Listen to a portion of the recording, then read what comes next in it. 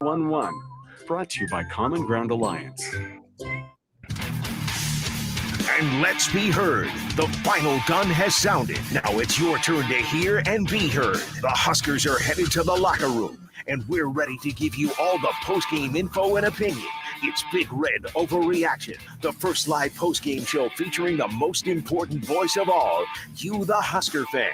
Big Red Overreaction is sponsored by Coors Light, keeping Nebraska chill, and by Equitable Bank. Also by Burton. When your plumbing's hurting, just call Burton. Get on the line now at 402-951-1620 and sound off on Big Red Overreaction, live on 1620 The Zone and 1019 The K. We'll see what game plan he has. Thompson winds up, goes deep, got a man! Touchdown! Big Red! Trey Palmer ran a great route, and Casey Thompson put the biscuit in the basket, 32 yards. And that was basically the highlight today for Nebraska. Welcome into Big Red Overreaction here on 1620 The Zone and 1019 The Keg. It's brought to you by Coors Light, keeping Nebraska chill. Connor Happer and John Bishop with you. Phone lines are open on the Les Hills Harley-Davidson hotline, 402-951-1620. Nebraska loses today 49-14 to Oklahoma. It was over shortly after, basically. I mean, it was a game through the first quarter. And that's about it. 35-7 at halftime. Oklahoma definitely let off the gas in the second half. John, we wondered all week sort of how would this emotional boost, because they clearly had it today. There was an emotional boost. Oh, yeah. Coming off of the week. How long would it last, and how much would it make up for Nebraska's deficiencies everywhere, especially on the defensive side of the ball? And it didn't last very long, and they couldn't make up for those deficiencies, and it resulted in a huge blowout loss today. Yeah, emotion's great. Emotion is fantastic. You know, one of the things I love most about football is you can ride with emotion, but at some point, you know, the initial euphoria kind of wears, and you have to rely back on what you've been taught, what your skills are, and, you know, and then start to weather the storm. And great teams, good teams can do that, but teams that are still very much trying to find themselves in a program that's been trying to find itself for, well, the better part of the last decade, if not 2 decades, some would argue, you know, it can only take you so far. I mean, emotion was so much, it convinced, you know, Reggie Bush and Urban Meyer that Nebraska was going to win this game, but you don't win these games. I mean, emotion again can help you, but, you know, and I guess one of my biggest takeaways from this, Connor, is if I'm an Oklahoma fan right now, I am thrilled with the way this new program, I say new because it's a new head coach, but how this iteration of Oklahoma football is just building off of the ones that have preceded it. And they came in, they weathered that early storm, and, you know, basically from that first drive on, it was all Sooners. And that's what great foundational programs do. They don't panic. They don't, you know, squeeze the ball too tight. They don't lose themselves. They don't get caught up in the noise. And that's one of the biggest things that's held Nebraska back, not just, you know, this year, but for quite a while. And, you know, listen, it was great. And the other big takeaway is, you know, Nebraska's fans are tremendous. I mean, we know this. We know how loyal they are. We know how passionate they are. We know how passionate all of you are out there, and you keep coming back and you keep coming back.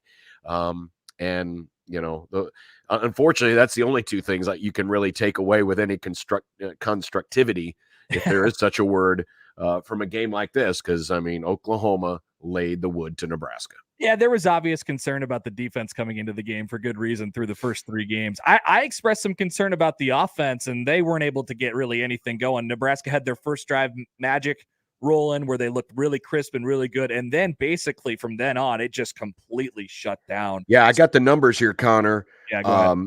Last 7 drives of the first half after the opening touchdown, 37 plays, 71 yards. That's 1.91 points per play. for the rest of the game outside of the last scoring drive. All right. So these are basically all of the drives in between the bracket, the first scoring drive and the last scoring drive. 57 plays, 188 yards, 3.29 yards per play, 0 points. I mean, we're going to, obviously a lot of folks are going to be upset at the defense, as they have been, and as, folks rightfully should be. But Nebraska's offense got gobbled up, swallowed up, spit out. They could not handle the pressure. They could not handle what Oklahoma was doing. They could not handle Brent Venables' exotics.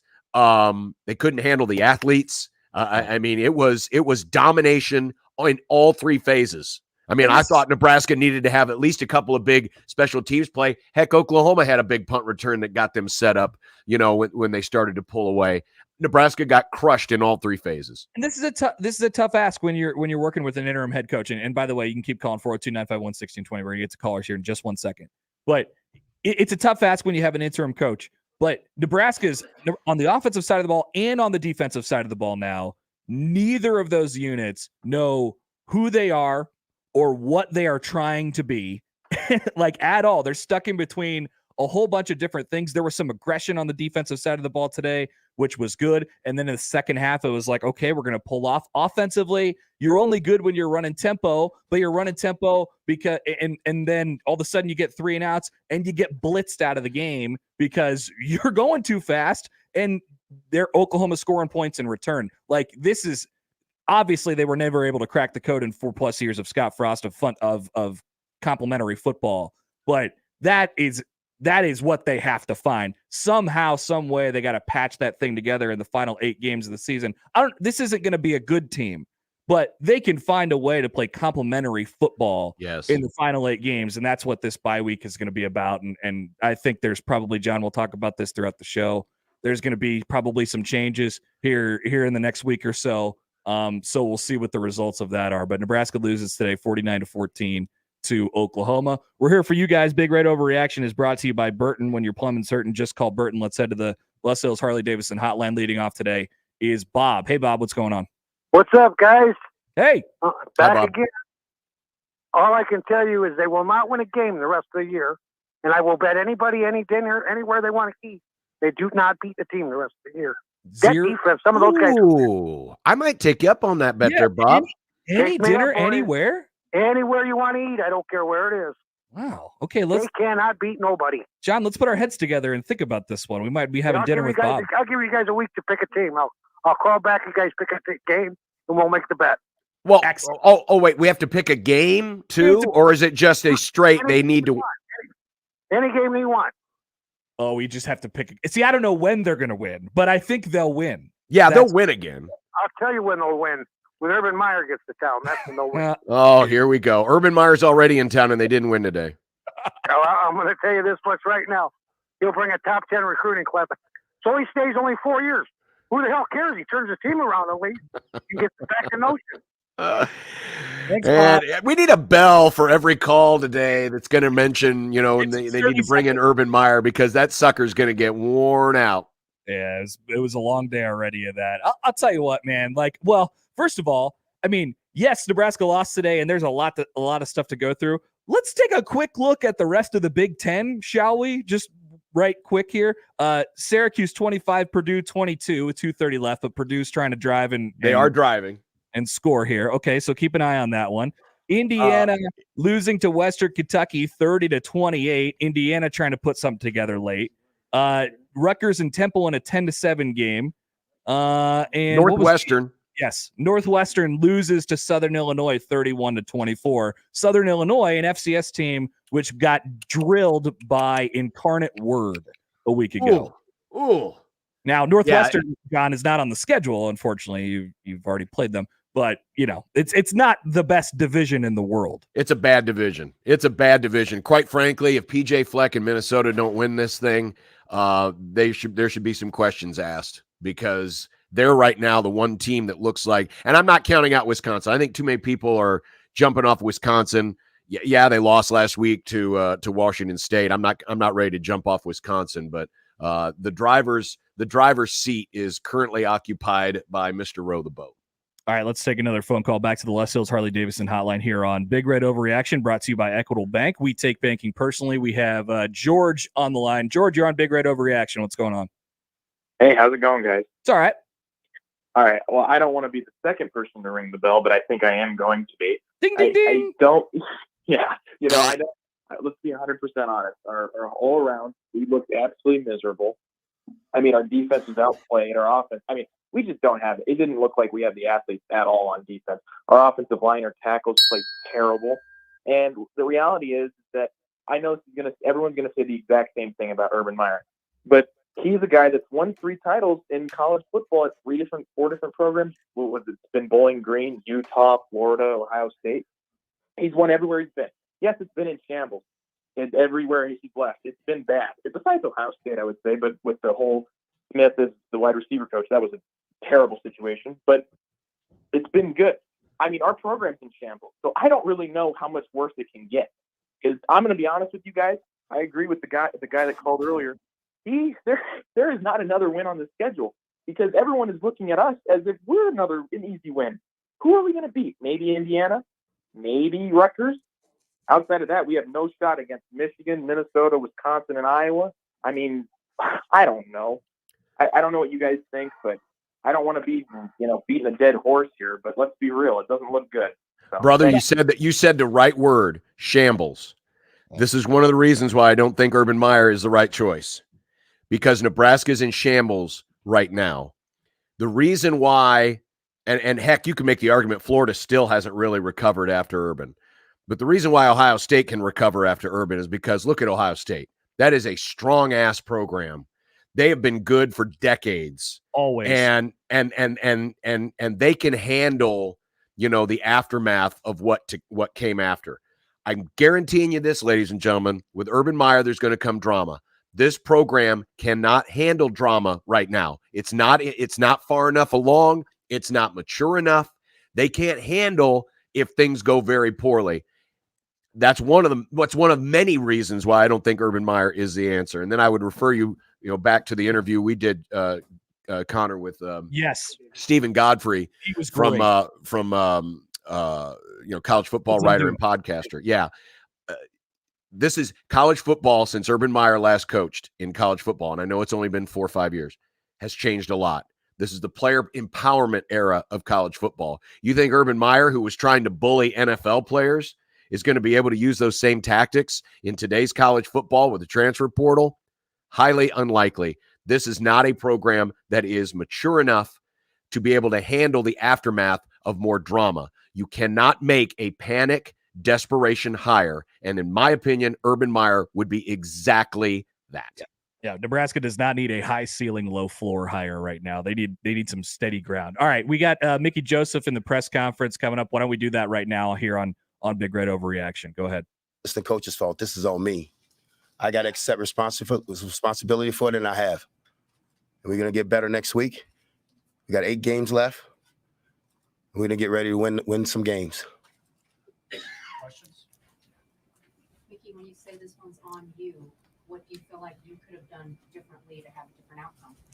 I guess I didn't do enough last week to get them ready. I got to get back, and we got to do some individual work, some more drill work next week, less teamwork, and get some fundamentals straightened up. We got to continue to tackle. I didn't do enough tackling. I got to do more. I got to get them better in that part. You talked about the gap integrity on defense. Any better today or kind of the same? You watched the game? You seen it? No, it wasn't there. It wasn't there. But that's not on him. That's on me. Mickey, how much could you get done, though, in 6 days? A lot. How will the bye week? The bye week's going to help because we can reevaluate some players. We had some young kids, had some snaps and had some good snaps, I thought. So we would look at some young players and see if they can help us. If they can help us, we'll increase their reps. Mickey, obviously, you didn't see this comment, but did it surprise you how the wheels fell off today? Yes, it surprised me. But I wanted them to continue to fight, and they did. But it fell off. But you know what? Like I said again, this is on me. I got to fix this problem. What did Oklahoma do defensively that was effective? Had you seen all of those things on film, and what maybe did you guys not do? But they show more odd. and more blitzing the safety in the A and the B gap. And we prepared for it. We just didn't execute it. What about with Teddy? Saw his arm in a sling today. Yes, Teddy's going to a red shirt. Teddy's done for the year. He's going to red shirt. You have to talk to Mark about that. I'll get Mark on it. Speak on the situation of your offensive line. I mean, how does this group? How can you get this group better? They gave up 4 sacks today, 9 tackles for loss. I mean, what have you seen up front, and how can this group get it better? We got to work more fundamentals with him this week. We got to find a good 5 combination of 5 of them, and see how it works. You know, but we got to look at, like I said, we got to look at some young kids. We got to look at some backups and see if they can help us. Mickey, what did you see today between the 2 teams as far as the skill level, the talent level? Where do you feel you guys are at in comparison to Oklahoma? I think we got to do a better job in recruiting. They had better skill players. You know, we got to do a better job, but we have really good skill players also. We just got to get them to execute. Casey played. I have to go back and look at the film, but nobody played very good with a score like that. So I would say that he didn't play very well. Did he leave because he was hurt or because? No, we needed to get Chuba some reps. How do you think Chuba did? I thought Chuba played okay when he got in there. He made some mistakes, but I thought he was aggressive and he gave us a chance to sustain drives. Redefine the depth or maybe the process of the task ahead based on today. No, we're gonna go back and look at this film, and we're gonna dissect this film, and we're gonna find the kids that was doing what we was asking them to do, and the kids that can tackle and that can block and do the right things, and we're gonna increase their reps if they wasn't a starter. How tough the assignment of just keeping guys mentally up at this point after the tough start to the season? What's your read on where your team's at? I think they're gonna be okay. Because they don't have to hold on to this loss. This is on me, and I told them that. It's my job to get them better, and we will get them better. What can you do, and what will you do over the bye week? I mean, how can you? More drill work, more drill work, more bump combo, more 9-on-7, more turnover drills, more drill work, less teamwork. Because the teamwork don't matter if the individual work is no good. How do you feel running out of the tunnel for the first time as head coach in Nebraska? Felt good till the game started. According to plan, though. Started fast. We got to be more consistent, though. I got to get them to be more consistent. How do you work on that from the opening drive to follow that? Well, like I said, we got to look at some more players. We got to look at the roster and see who can help us, and we got to work them. We got to work some fundamentals. We got to clean up some fundamentals. Consider any changes above the player level? No, I can't see that right now. I don't know if I'll be able to see that tomorrow, but I can't see that right now. You mentioned earlier this week that gap integrity was the biggest issue with the run defense. After today's game, do you feel the same way, or are there other aspects of the run defense that will be hard to change or have to change? No, we got to be in our gap and we got to tackle. Simple. Got to be in your gap and you got to tackle. And it wasn't there today. You mentioned giving them confidence, injecting that into them. The momentum that you had only lasted a couple of series. Mm-hmm. But did you see that as a result of what you worked on them with them on during the week leading up to this? Yeah, they started out fast. Now I got to get them to be consistent with it and come back and do it again. Take one more, Coach. How different was this for you? Going through games, you making the decisions and all that. How was the game different? It was different. It's different from being a receiver coach to running the whole show. Like I said, this is on me, and I got to get better as a head coach. Thank you. All right, that's Nebraska interim head coach Mickey Joseph after Nebraska loses to Oklahoma today, 49-14, taking responsibility for the loss and saying, I need to go back to some individual drill work, get better at fundamentals. We'll recap that, John, after we take our first break here on Big Red Overreaction. It's brought to you by Coors Light, keeping Nebraska chill. More up next on 1620 The Zone at 101.9 The Keg. Right now with Burton AC Heating, Plumbing, and More, you can get a furnace safety check and cleaning for only $55 and 5 cans of food. In other words, as you turn on the heat and turn in 5 cans of food, you'll help support our community by feeding families in need. All donations go to benefit Food Bank for the Heartland. Book your service today at justcallburton.com. When the buzzards are silver, just come for the silver. He will visit right. Hello, I'm Doug Nodgard with Equitable Bank. If you've been dissatisfied with your current banking situation, maybe it's time to move to a bank that works to deserve your business. We have an engaged staff that offers exceptional personalized service. We also have a great digital banking platform. We have 2 locations at 108th and Dodge or 202nd and Pacific. So if you're looking for a superior banking relationship, give us a call at 402-827-8100. We'll answer on the first ring. Equitable Bank, we take banking personally. Member FDIC. It's Big Red Overreaction, brought to you by Equitable Bank. We take banking personally. Big Red Overreaction continues in 1 minute on 1620 The Zone and 1019 The K. That to-do list you have needs one more thing. Chill. It's an easy thing to do. Just crack open an ice-cold Coors Light and chill. Take the afternoon off and binge watch anything. Go to happy hour and stay for a couple hours. Who's counting anyways? Or hang out with just your dog because you've had enough human interaction this week. Whatever you do it with a Coors Light. Mountain cold refreshment made to chill. 2020 Coors Brewing Company, Golden, Colorado. Celebrate responsibly. Sunday morning is all about church, eggs, and the Sunday paper. But right next to church, it's made for hot takes and reactions. Severe Reactions. Michael Severe is back on 1620 The Zone with Severe Reaction. Sundays 8 to 10 and doesn't hold back on what went right and what went wrong on Saturday. He'll also take calls from the most important voice of all, yours. Severe Reaction. Sundays from 8 a.m. to 10 a.m. Powered by Equitable Bank. We take banking personally. Only on 1620 The Zone. More info and opinions on Big Red than one station can handle. Now on 2 stations. Big Red Overreaction postgame on 1620 The Zone and 1019 The K. Sound off. 402-951-1620.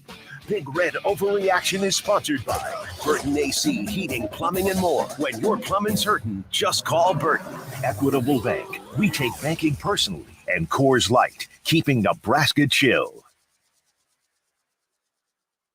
First down and 10 in the end zone. Touchdown, Oklahoma. Jaleel Farouk. 25-yard score. How about the throw? And that was one of the last times we heard from Gus Johnson, who exited at halftime. Connor Happer, John Bishop back with you on Big Red Overreaction. Brought to you by Coors Light, keeping Nebraska chill. Also, quickly, before we get to our thoughts on Mickey there, and we want to get back to the phones as quickly as possible, too. Syracuse just scored a touchdown with 7 seconds left to take the lead, and they're going to win. It looks like against Purdue, 31-29 was a 30-yard pass play there to get him in the end zone. Yep. And so Syracuse is going to win dramatically in the Dome against Big Ten West Purdue. Not the best day in the world for the Big Ten West. All right, John. By the way, Indiana has tied Western Kentucky. They're going to overtime. They hit the 2-point conversion. So Nebraska's next opponent playing some extra football against the Hilltoppers. How about that? All right, thoughts on Mickey, who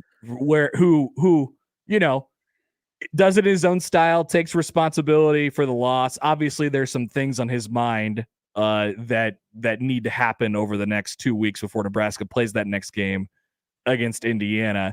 He was asked first of all, he did say Teddy Prohaska is going to be out for the year. He's going to take a redshirt year. So that's a newsworthy note right there.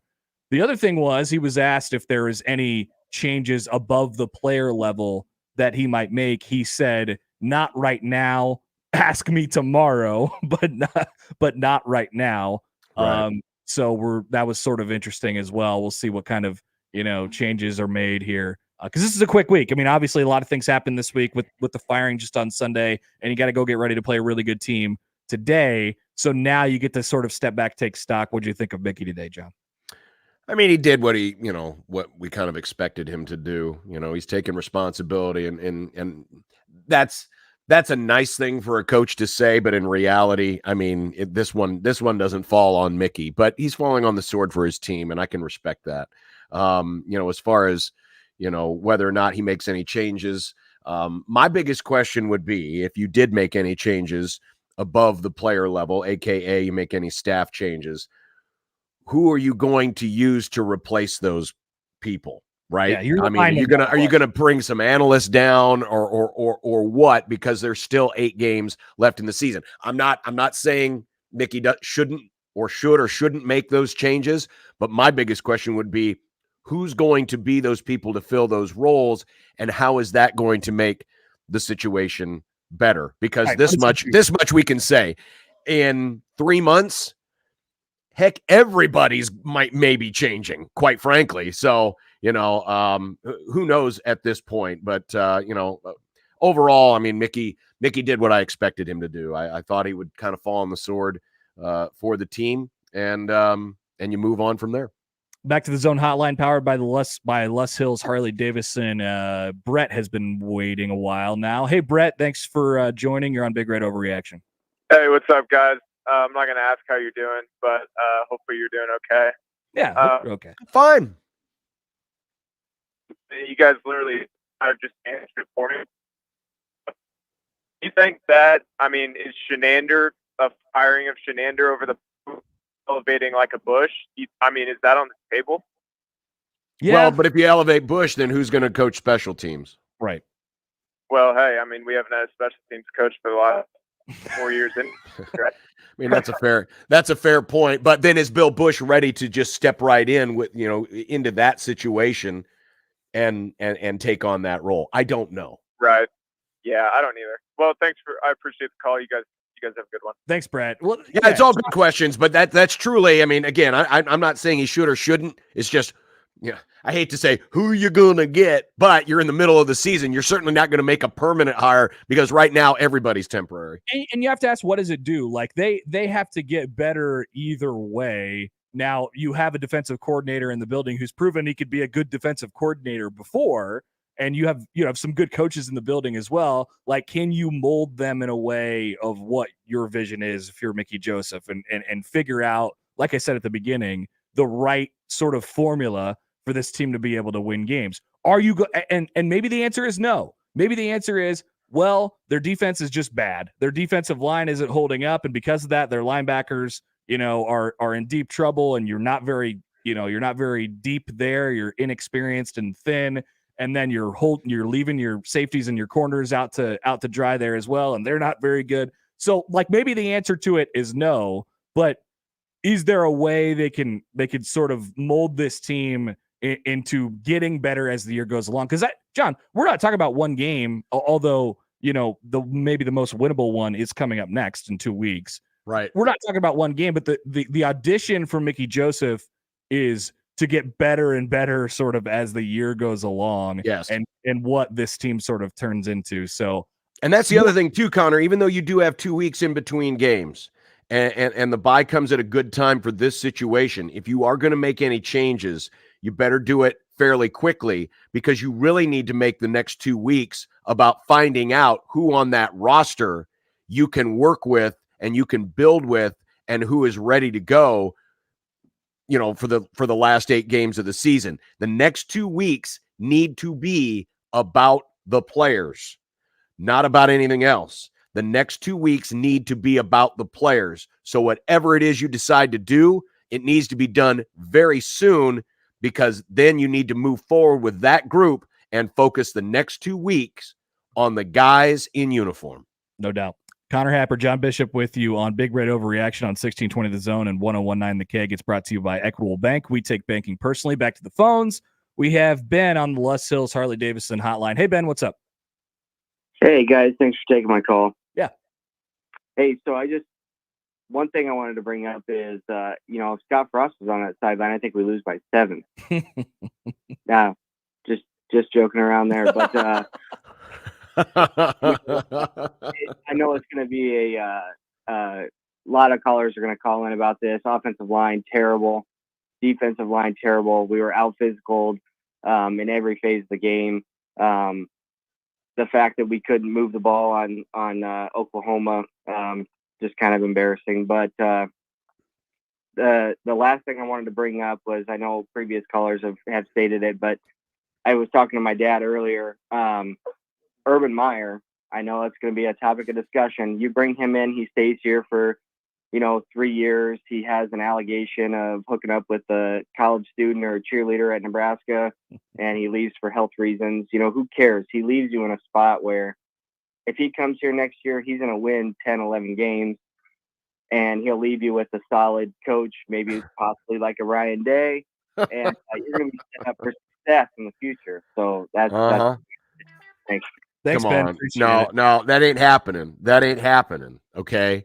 To think that Urban Meyer's just going to walk in here. How is this a slam dunk? How in any way is this a slam dunk? We have no idea what the Jacksonville experience did to Urban Meyer. And remember what I said earlier, college football has changed dramatically in the last 4 years with the transfer portal, player empowerment, NIL.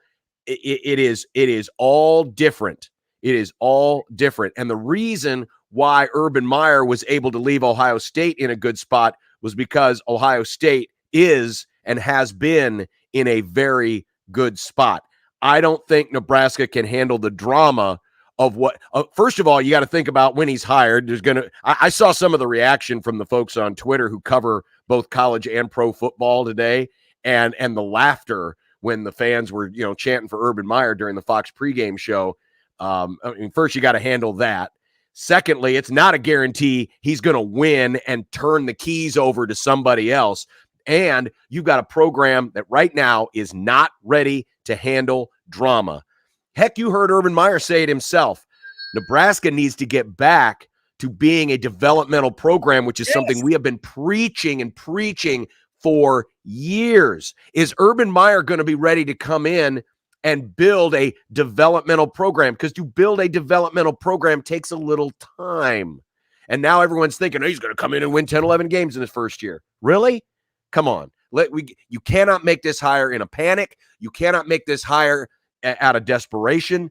You need to be smart about this and acknowledge that college football is a different place right now. And I don't think Urban Meyer's the answer. Nebraska is a football program right now in the last 4 years under Scott Frost. And I've talked about this a lot and today and maybe the rest of this season where yes, it is bad right now. And people bringing up that okay, if he leaves it in shambles, then is it worse than it is right now? Nebraska needs to get to the point where they are getting now this team might be bad. This team is probably just bad. Their defense is just not good and their offense might not be able to figure it out. But this program has to find a way to get the most out of what they have. They have not done that in a very, very long time. So if we're comparing what it could be to what it is right now, I can't even play that game because Nebraska is not even close to what it could be with what it has right now. I would love to see what the program would be with a whole bunch of talent in however many years or whatever it is. But you're right, John. They need to find whether it's through an identity and development of players and all this stuff. It might take a second, but I do think we'll find out in a couple years here that this program was operating so far below what it needed to be, just as far as getting the most out of the players that you have right now, that it's not that complicated. And I don't think Nebraska has to deal with the BS, frankly, that Urban Meyer would bring to you in order to win football games. Exactly. I just don't think you have to jump there. No, I don't think you do either. There's our Urban Meyer conversation. All right, we checked the box for today. Connor Happer, John Bishop on Big Red Something tells me Overreaction. that box is going to be overchecked We're for gonna the check next 8 weeks. It's brought to you by Burton. When your plumbing's hurting, just call Burton. Back to the phones. Let's see here. We have Cody, who's been hanging on for a while. Hey, Cody, you're on Big Red Overreaction. Hey, boys, how's it going? It's going good. Fine. Another Husker football Saturday. We've been watching this. It kind of seems like a broken record, seeing the same thing. And, I'm one of the people who always goes back to saying, why'd we get rid of Bo in the first place? I just felt like everything was so consistent back then. And since then, we just don't have any consistency on either side of the ball. And I don't know. I don't know if there is such a replacement for Mickey. I like the guy, but it's just we need to think strategically on the next coach, a guy that, has proven himself. And we don't want to get ourselves in another Mike Riley situation where coming from a program where he hasn't necessarily proved himself. So I just wanted to get your guys' thought on that. And honestly, I'm almost to the point where I need to say, clear house and completely start from the ground up again. Yeah. So just wanted to get your guys' thought on that and see where we go. Thanks, Cody. Here's my thought. The results, if we're talking about the results and people who have proven themselves, that, in my opinion, does not lie in, and at least I'm going off of what Trev said, and this is what I think too. It does not show itself. This does not manifest itself only in wins and losses. So when you talk about a coach who has won games, yes, Urban Meyer would certainly check that box. Yep. But I think what Trev is looking for is a coach who has proven himself in building a program, having a strong, steady history of developing players, having an identity, and a team that would fit in this conference, in this division, in the area of the country that you are, and recruit to that very, very specific style, whatever it is. That it doesn't have to be that specific. It could be the same thing that Iowa's doing down the road, or Wisconsin, or whatever. But building the program like a Big Ten program. This will be the first time, John, that Nebraska will take its coaching search to market, and they will, I think, attempt to hire a coach who can win football games in the Big Ten Conference. I don't think that was really that much of a thought the last two times they've been able to hire coaches in the Big Ten. Obviously, it wasn't with Scott Frost. So that is hugely important to Trev Alberts and the track record of developing players, and that it would be my example of a coach who has proven himself. It doesn't have to be the fact that he has like an 86-17 record and he's won national championships and stuff like that. I just don't think it has to be that. Yeah, I agree. I mean, if you look at the last two coaching searches that happened inside the Big Ten Conference, I won't go back to Bo because that was, different conference, different time. But, with Mike Riley, I think that Sean Eichhorst got way too cute and didn't really go out and search the country, and he was looking for something unique. And quite frankly, I think he was looking for someone he could push over, because obviously he did with the defensive coordinator, debacle in 2017. And then you look at Scott Frost. Now, I don't want to be revisionist historian because we all thought Scott Frost was a slam dunk. But I think the problem that we had with Scott Frost was I think Scott Frost underestimated badly what he was getting into in the Big Ten and did not adjust accordingly, thinking that he could bring AAC style football and be successful in the Big Ten Conference. And so, yeah, I agree with you. This is going to be the first real true chance to not only look around the landscape and see what people think of your job and kind of see where you're valued, but then to also really identify, here is a person who, like you said, has a history of development, has a history of building, has a history of success, who understands, the nature of both the offensive and defensive lines. Today's game was a classic example. Nebraska's offensive line got used. Nebraska's defensive line was not near good enough. That's where Nebraska football foundationally has always been. Everyone talks about the option and the Turner Gills and the Mike Roziers and the Tommy Frazier's. And yes, those guys were important too.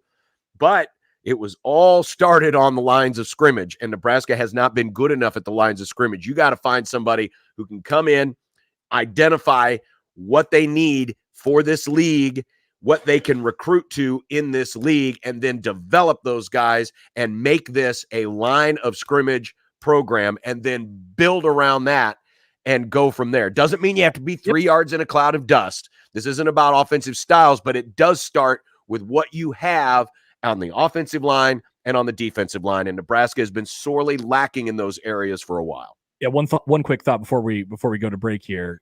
Wasn't it stark today, John, listening or seeing tweets or whatever from Oklahoma people, just like they were shocked. Like, what is Nebraska's offensive line? What is this? I saw probably a handful, if not more, of those tweets from Oklahoma people. And I mean, I have a hard time disagreeing, and everybody who's been around here for a long time knows it and understands it. But like, that's it. It's a program that needs to build from the inside out, obviously. All right. Quick timeout. It's Big Red Overreaction on 1620 The Zone and 1019 The Keg, and it's brought to you by Coors Light, keeping Nebraska chill. More up next on 1620 The Zone and 1019 The Keg. Hello, I'm Doug Nodgard with Equitable Bank. If you've been dissatisfied with your current banking situation, maybe it's time to move to a bank that works to deserve your business. We have an engaged staff that offers exceptional personalized service. We also have a great digital banking platform. We have 2 locations at 108th and Dodge or 202nd and Pacific. So if you're looking for a superior banking relationship, give us a call at 402-827-8100. We'll answer on the first ring. Equitable Bank, we take banking personally. Member FDIC. It's Big Red Overreaction, brought to you by Equitable Bank. We take banking personally. Big Red Overreaction continues in 1 minute on 1620 The Zone and 1019 The Keg. That to-do list you have needs one more thing. Chill. It's an easy thing to do. Just crack open an ice cold Coors Light and chill. Take the afternoon off and binge watch anything. Go to happy hour and stay for a couple hours. Who's counting anyways? Or hang out with just your dog because you've had enough human interaction this week. Whatever you do, do it with a Coors Light. Mountain cold refreshment made to chill. 2020 Coors Brewing Company, Golden, Colorado. Celebrate responsibly. Sunday morning is all about church, eggs, and the Sunday paper. But right next to church, it's made for hot takes and reactions. Severe reactions. Michael Severe is back on 1620 The Zone with Severe Reaction. Sundays 8 to 10 and doesn't hold back on what went right and what went wrong on Saturday. He'll also take calls from the most important voice of all, yours. Severe Reaction, Sundays from 8 a.m. to 10 a.m. Powered by Equitable Bank. We take banking personally. Only on 1620 The Zone. More info and opinions on Big Red than one station can handle. Now on 2 stations. Big Red Overreaction postgame on 1620 The Zone and 1019 The K. Sound off 402-951-1620. Big Red Overreaction is sponsored by Burton AC Heating, Plumbing, and More. When your plumbing's hurting, just call Burton. Equitable Bank. We take banking personally. And Coors Light, keeping Nebraska chill. With Gabriel. Here's Gabriel. Steps up in the pocket, looking for the first down. Has running room and more. Gabriel down the sideline. Burst of speed at the 20. Cuts it back. Dylan Gabriel, touchdown. OU. 61 yards. That was the scramble to make it 7-7 in that first quarter as Dylan Gabriel went largely unimpeded to the end zone, and that set up a long string of touchdowns by Oklahoma that were largely unimpeded. 49-14 is your final score. Go ahead. It was Connor. It was, and I know it sounds silly at the moment, to think back in a 49-14 game, but that was sneaky a big play because up until that point, I mean, again, they're down, right? Yeah, they're down 7-0, and Nebraska's defense, has done fairly well. It could have been a second straight series with a punt because that was like a 3rd and 7 or something like that when he took off. And then not only to convert the first down, but to turn it into a touchdown. And we talked about in the outset, living off of the emotion. Well, that's when some of the emotion started to wear out, and it was like, oh, crap, we just got slapped in the face. We got a ball game. Yeah, now we got to play football. And now we got to play football. And so, again, emotion is great when you're playing with momentum, but, the other team's got a chance too. And that's why I came out of this thinking, man, if I'm an Oklahoma fan, I'm feeling pretty good about myself right now because this was a team that came into a hornet's nest and did not panic, even though they got down a little bit early. Yeah, they'll have K-State next week. K-State is down 7-0, by the way, to Tulane midway through the second quarter there. Ooh, should I turn that on instead of Wisconsin? I don't need to watch Wisconsin, do I? Yeah, you can flip it on. Let's see here. ESPN Plus, I believe, right? ESPN Plus. There you go. That's why not? I mean, I pay what, $8 a month for that thing? Might as well use it, right? Exactly. There was another score quickly before we go back to the phones. Yes, halftime. Cal 10, Notre Dame 7. Oh, Marcus. Yeah, tough start here for. I thought he'd be okay after an inspiring start against Ohio State. They lose last week to Marshall, and they're down 10-7 at half against Cal. At home. Is Aaron Rodgers playing for Cal? I wouldn't feel as bad if that were the case. Is beast mode? Is beast mode in the backfield for Cal? No, you know who Cal's quarterback is? It's Purdue transfer Jack Plummer. Oh, that's right. Oh, Yeah. see, okay, it's all right. You know, Notre Dame, you're fine. It's Jack Plummer. Yeah, we love Jack Plummer. Big Red Overreaction is brought to you by Equitable Bank. We take banking personally. Back to the phones. We're here for you guys.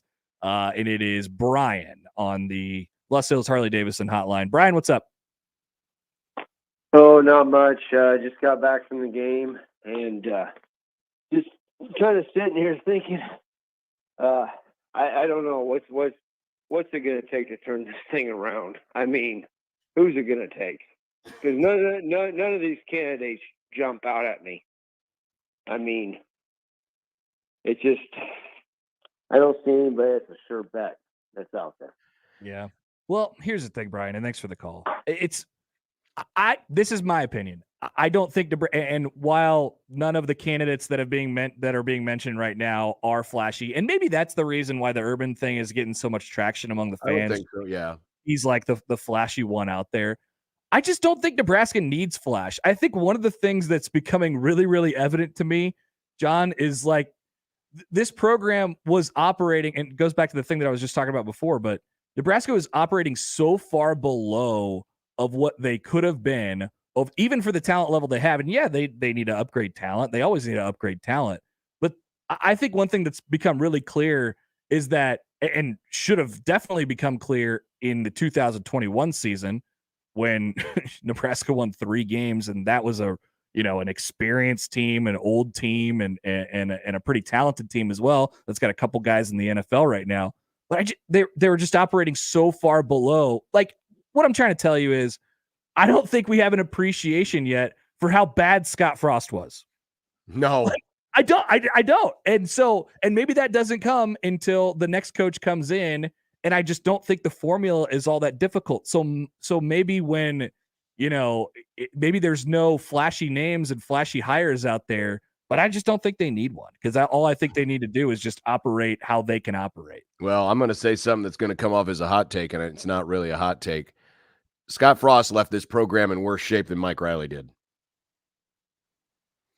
Because, I mean, this year was all about slapping on Band-Aids and tourniquets on injuries that were a lot more internal than external.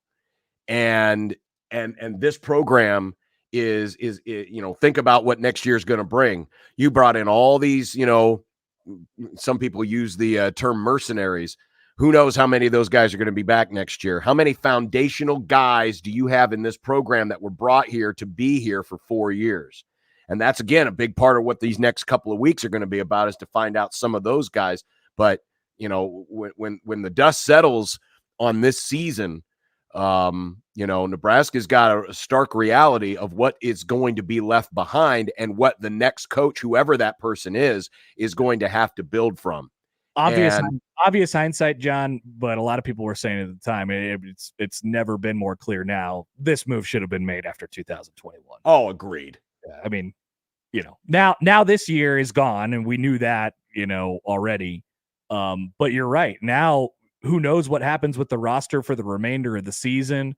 Who knows what happens with the roster after the season? And I don't know that this roster is full of guys that you need to bring back, but that will determine how successful you can be in the short term under the next coach. Right. And it's never been more like this. This was a gamble. This was a huge gamble, and it did not pay off. And it's becoming more and more obvious week by week how much of a gamble, how much of a lottery ticket it was in order for Nebraska to have any sort of success this year. And see, that's the risk reward. A lot of folks have been complimentary of Trev, and hey, maybe giving Frost the next year just to prove to everyone, hey, this wasn't going to work under Frost. But the cross to bear because of that is because if you would have made a change last year, yeah, you would have been out a few more $1 million, but you'd already be along in terms of who the next person is and what they're able to grow from here. Now, we can, and it's not even a point we need to necessarily argue a whole lot.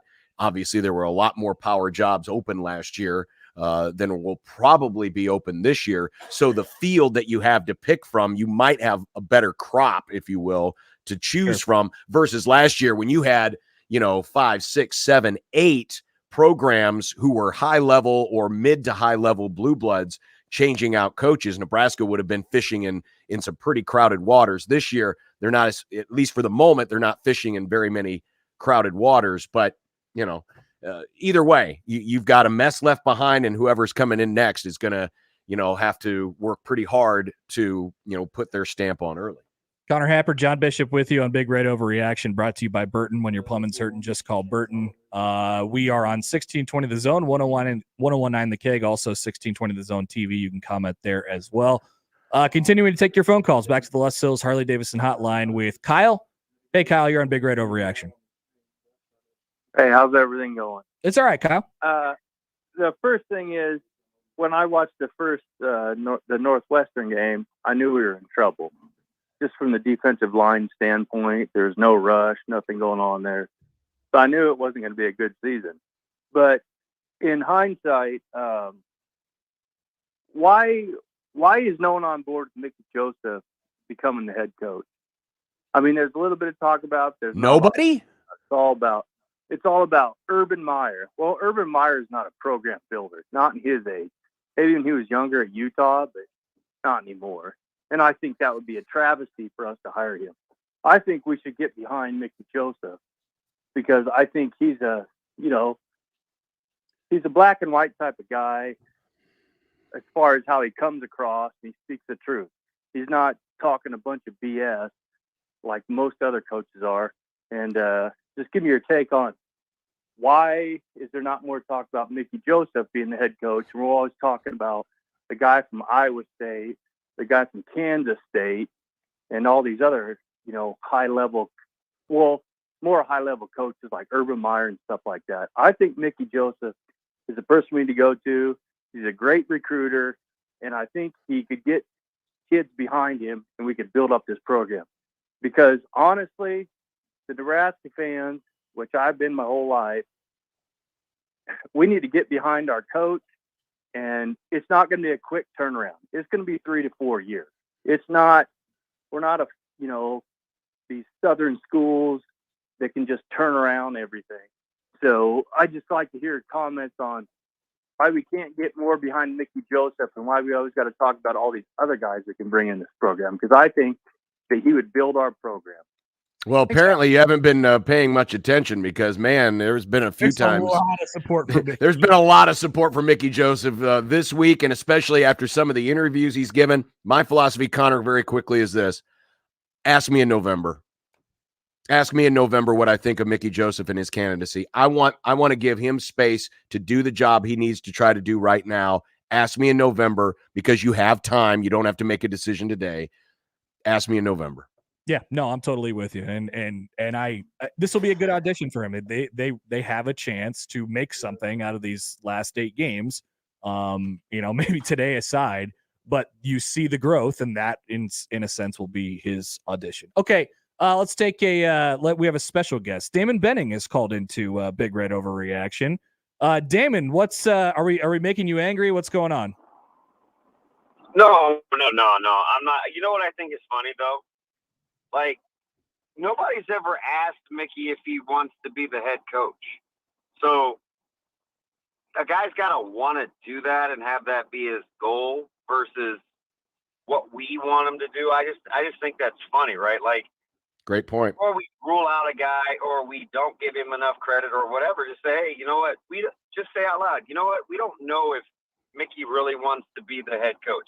That's the first place to start. And then you can have the conversation. Second, Urban Meyer's not coming here. Like, I think you're not making me mad, but the thing that makes me mad is you ever been the person or dated the person that comes across as desperate? It's annoying, right? Like, nobody wants to be around that person. Urban Meyer is a desperate move, and Nebraska, in my opinion, doesn't need to be desperate. And I know you're probably like, oh, man. I agree. Here you go. Logging onto the Homer Network. Damon, outside of the whole dating thing, which I don't have a lot of experience in, even in my past, I'm agreeing with you 100%. So here's the thing. Like, and I was on the national radio broadcast. So I'm up, like, John, you know, well, both you guys do. So I'm up on the 7th floor, right? I'm in the auxiliary radio room, and I'm watching everything, and I'm pitting it against what I think I know versus what people tell me. And nobody wants to hear this, but Nebraska has their number one biggest problem.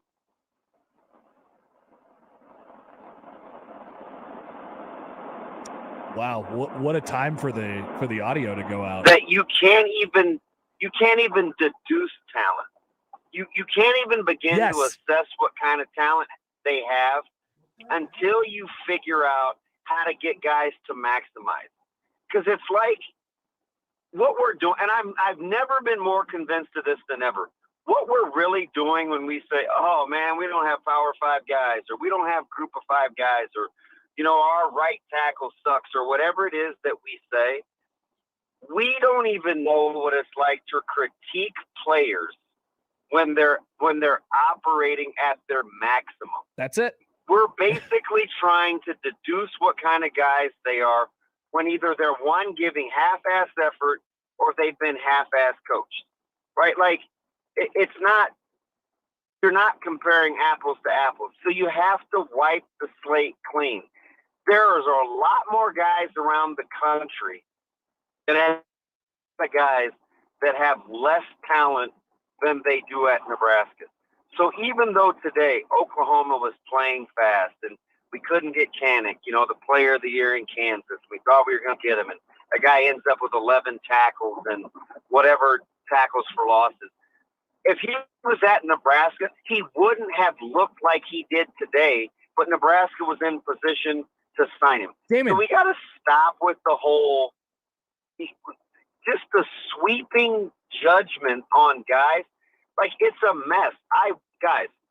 You can ask me anything you want to. I watched a player today not make a tackle. He got up. He was kind of chirping a little bit, didn't get lined up in enough time, got beat on an inside slant. Gabriel threw the ball high, and he took himself off the field. He immediately ran to the sidelines. He sat in the furthest corner, which isn't even the defensive side of the bench, and he sat there by himself. Why would I try to critique that guy's talent when I know that he's not all in? It's selfish. It's about him because they're not emotionally invested in what they're doing. I don't care what it is. If I don't care about the outcome, the only thing that you can judge about me is that I'm giving half-ass effort. You don't know if I'm a good employee or a bad employee. You just know that I'm not all in. The other thing, we had two guys that came off the field. They took their own helmets off out of first. We may have You broke up there, DB. You still there? Yeah, I think we lost him officially there. He dropped off, but you saw the one. I think it was Newsome who pulled his own helmet off on one of those plays over on the sideline. But This is what I'm saying. Look, John, we're watching the Oregon game in the studio. I just watched Jordan Riley. Jordan Riley's giving him great effort, great snaps. He had a sack on the previous possession. Like Jordan Riley, who never sniffed the field here at Nebraska, barely, because he was behind some other guys. But he nailed it. Like, this is it. We can't even get an accurate representation of what this program is right now because I don't know what it is. Yeah, and that's why I say the next 2 weeks, I mean, it's beyond that, but especially these next 2 weeks, it's got to be about the players. It's got to be about the players and finding out what you have and who is ready to go all in, who is ready to push their chips to the center and saying, I'm here, put me in, coach, I'm ready to play, and I'm ready to give you maximum effort. Anything else is window dressing at this point. That's what the next 2 weeks have got to be about in the short term. Damon, you can go ahead and finish your thought there. Yeah, so, and it was Newsome the second time. It was Buford the first time. And listen, I like Marcus Buford. I actually think, with proper tutelage and if you invest in them, I actually think that's definitely salvageable, and it's more than a serviceable player. And listen, there's 60% of the listening audience is probably rolling their eyes. But I'm telling you, Nebraska's done more with less. The thing that Nebraska's got to do is you have to have a basic benchmark of what is acceptable, and what isn't acceptable. And it's easy for me to sit here and say what I would do or what I wouldn't do. But, there's this certain level of bare minimums or prerequisites that you have to meet in order to put on the helmet. You guys know how I feel about a couple of guys that have been in and out of the doghouse, halfway in, halfway out. But Nebraska still somehow trots these guys out there because they feel like they have to. I'm going to say this, and you guys can fire away. There's so many things that are erosive and corrosive to this environment that one man can't do it. This game isn't an indictment on Mickey Joseph. I think anybody with half a brain knew that this game wasn't going to be a referendum on whether he could be the guy or not. You have to clean house, not with necessarily personalities, but with temperament.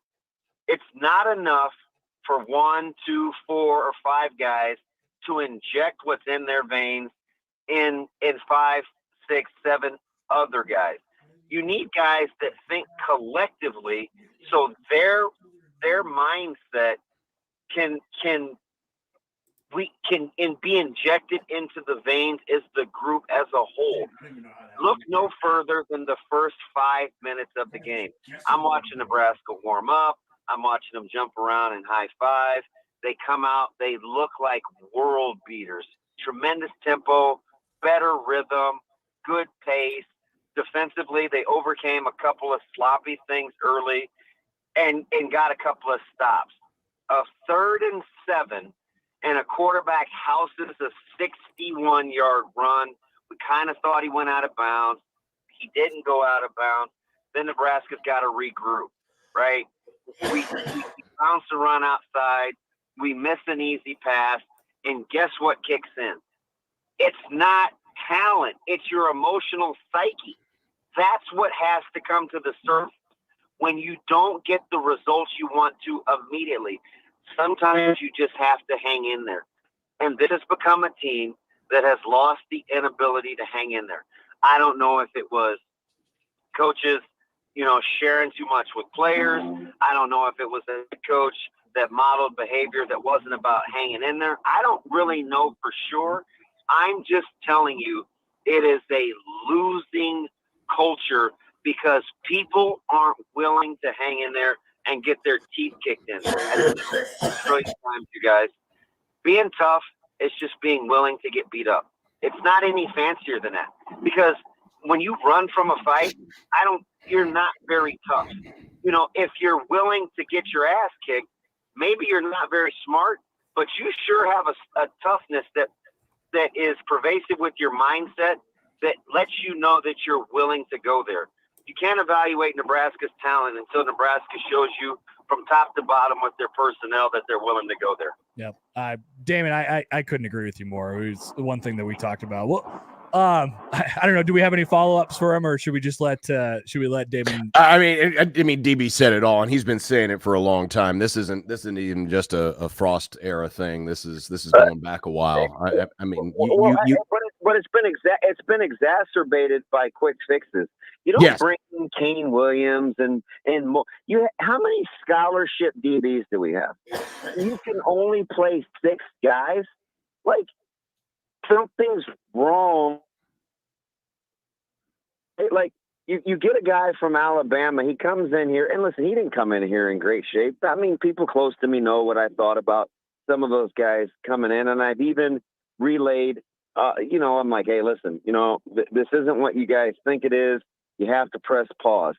But still, when you show that you're desperate by needing a quick fix, if I can't get a date for homecoming and I take the next available thing just because she's available, you think that date thinks it's anything more than about that night? It absolutely isn't. So why would you expect 18, 19-year-olds to think the same? Oh, man, they're for me. Like, it's just, it's not going to happen. So when we start thinking coaching searches and whether Mickey's a guy, You know what it's really about? I swear to goodness, I've never been more convinced than watching these guys today, because I know Coach Joseph is about that life, and he has long-term sustainability because he likes to compete. I'm now more convinced than ever.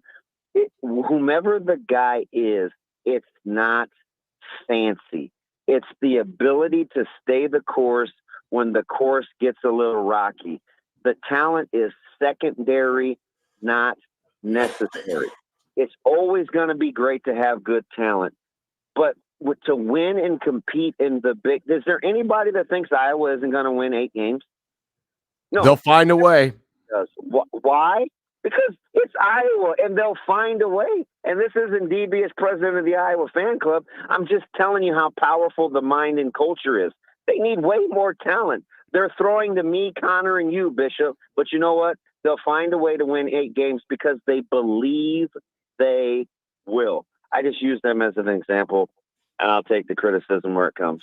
Thanks, Damon. Damon, thanks. Appreciate it. Have a great rest of the show. That's Damon Benning, everyone. I mean, I have no thoughts.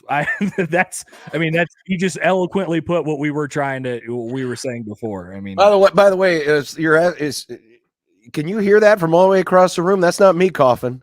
Yeah, I know it's not your. That's my boy coughing. That's Sam coughing at the other end of the room. I hope he feels better. Your kid We're feeling fine. Everyone's fine. Everyone's fine. I need to mute my mic a little more often.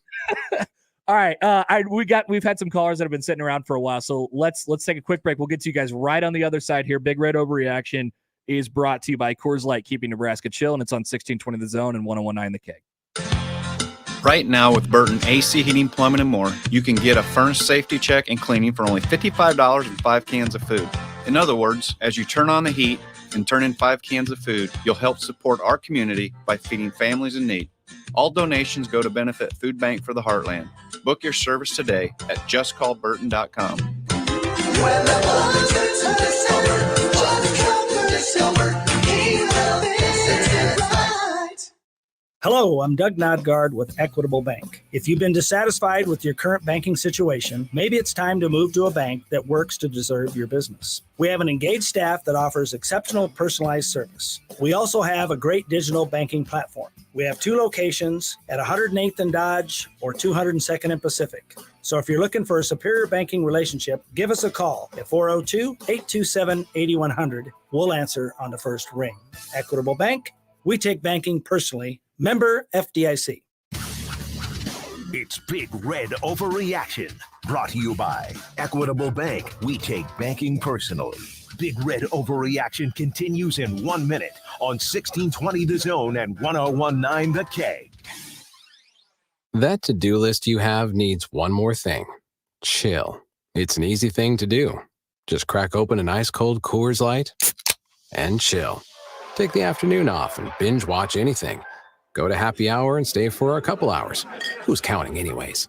Or hang out with just your dog because you've had enough human interaction this week. Whatever you do, do it with a Coors Light. Mountain cold refreshment made to chill. 2020 Coors Brewing Company, Golden, Colorado. Celebrate responsibly. Sunday morning is all about church, eggs, and the Sunday paper. But right next to church, it's made for hot takes and reactions. Severe reactions. Michael Severe is back on 1620 The Zone with Severe Reaction. Sundays 8 to 10 and doesn't hold back on what went right and what went wrong on Saturday. He'll also take calls from the most important voice of all, yours. Severe Reaction, Sundays from 8 a.m. to 10 a.m. Powered by Equitable Bank. We take banking personally. Only on 1620 The Zone. More info and opinions on Big Red than one station can handle. Now on 2 stations. Big Red Overreaction postgame on 1620 The Zone and 1019 The K. Sound off. 402-951-1620. Big Red Overreaction is sponsored by Burton AC Heating, Plumbing, and More. When your plumbing's hurting, just call Burton. Equitable Bank. We take banking personally. And Coors Light, keeping Nebraska chill. Near side. And a pass. Caught. Touchdown. Major with the reception. That ball thrown by Willis. Boy, the quick tempo is so hard to just get lined up against. And there they've got a couple of guys down at the bottom of your screen outside of the numbers. Gabriel, though, astutely, and this is great. 49-14 is your final. Oklahoma over Nebraska today. It's Big Red Overreaction brought to you by Burton. When your plumbing's certain, just call Burton. All right, back to the phones. We've been keeping you guys waiting long enough. We have David on the Lust Hills Harley-Davidson hotline. David, thanks for holding. What's going on? Hey, fellas. How you doing? Good. Tough day. One thing I've been thinking about, and I had the privilege of kind of hanging out with a bunch of the coaches back in the 90s and watched a lot of film with Charlie McBride and Milt Tenneper. And the one thing that those guys talked about a lot was they laughed when we played Texas because they even though Texas owned us a couple times, they're like, Texas is a finesse team. One of the reasons that we have such a tough team is because we run the ball. When you run the ball in practice, your defense is getting hit. Because the offensive line, your first step when you're running the ball is forward. If you're passing the ball, you're taking a step backwards. And I think that's like our foundational. I know Urban talked about it a little bit, but Nebraska, I think we've got the success for Nebraska is to have a running offense with some pizzazz. T.O. had it as the option. I think the new pizzazz is the run pass option. But one of the things I think, and I love, or I'm not love, but everybody's talking about all these different coaches. I think the program or the type of offense that the coach runs is almost as important as the coach. Not as important, but I think it's crucially important at a place like Nebraska. We are never going to be successful running a West Coast offense.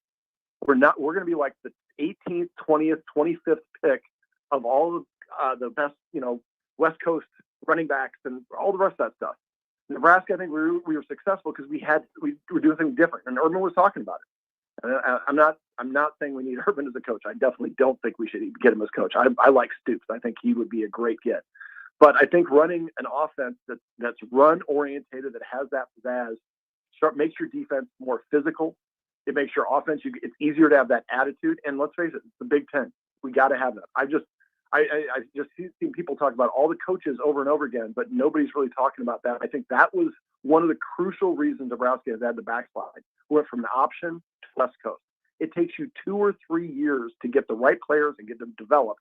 Then Bo went to a spread. I liked Tim Beck, but it was all over the place. And then we went kind of back to a West Coast offense, and then we went to the Frost, and now we're kind of trying to do a West Coast. We don't know what. I mean, I think that's a huge part of why Nebraska doesn't have an identity. You look at what Wisconsin did.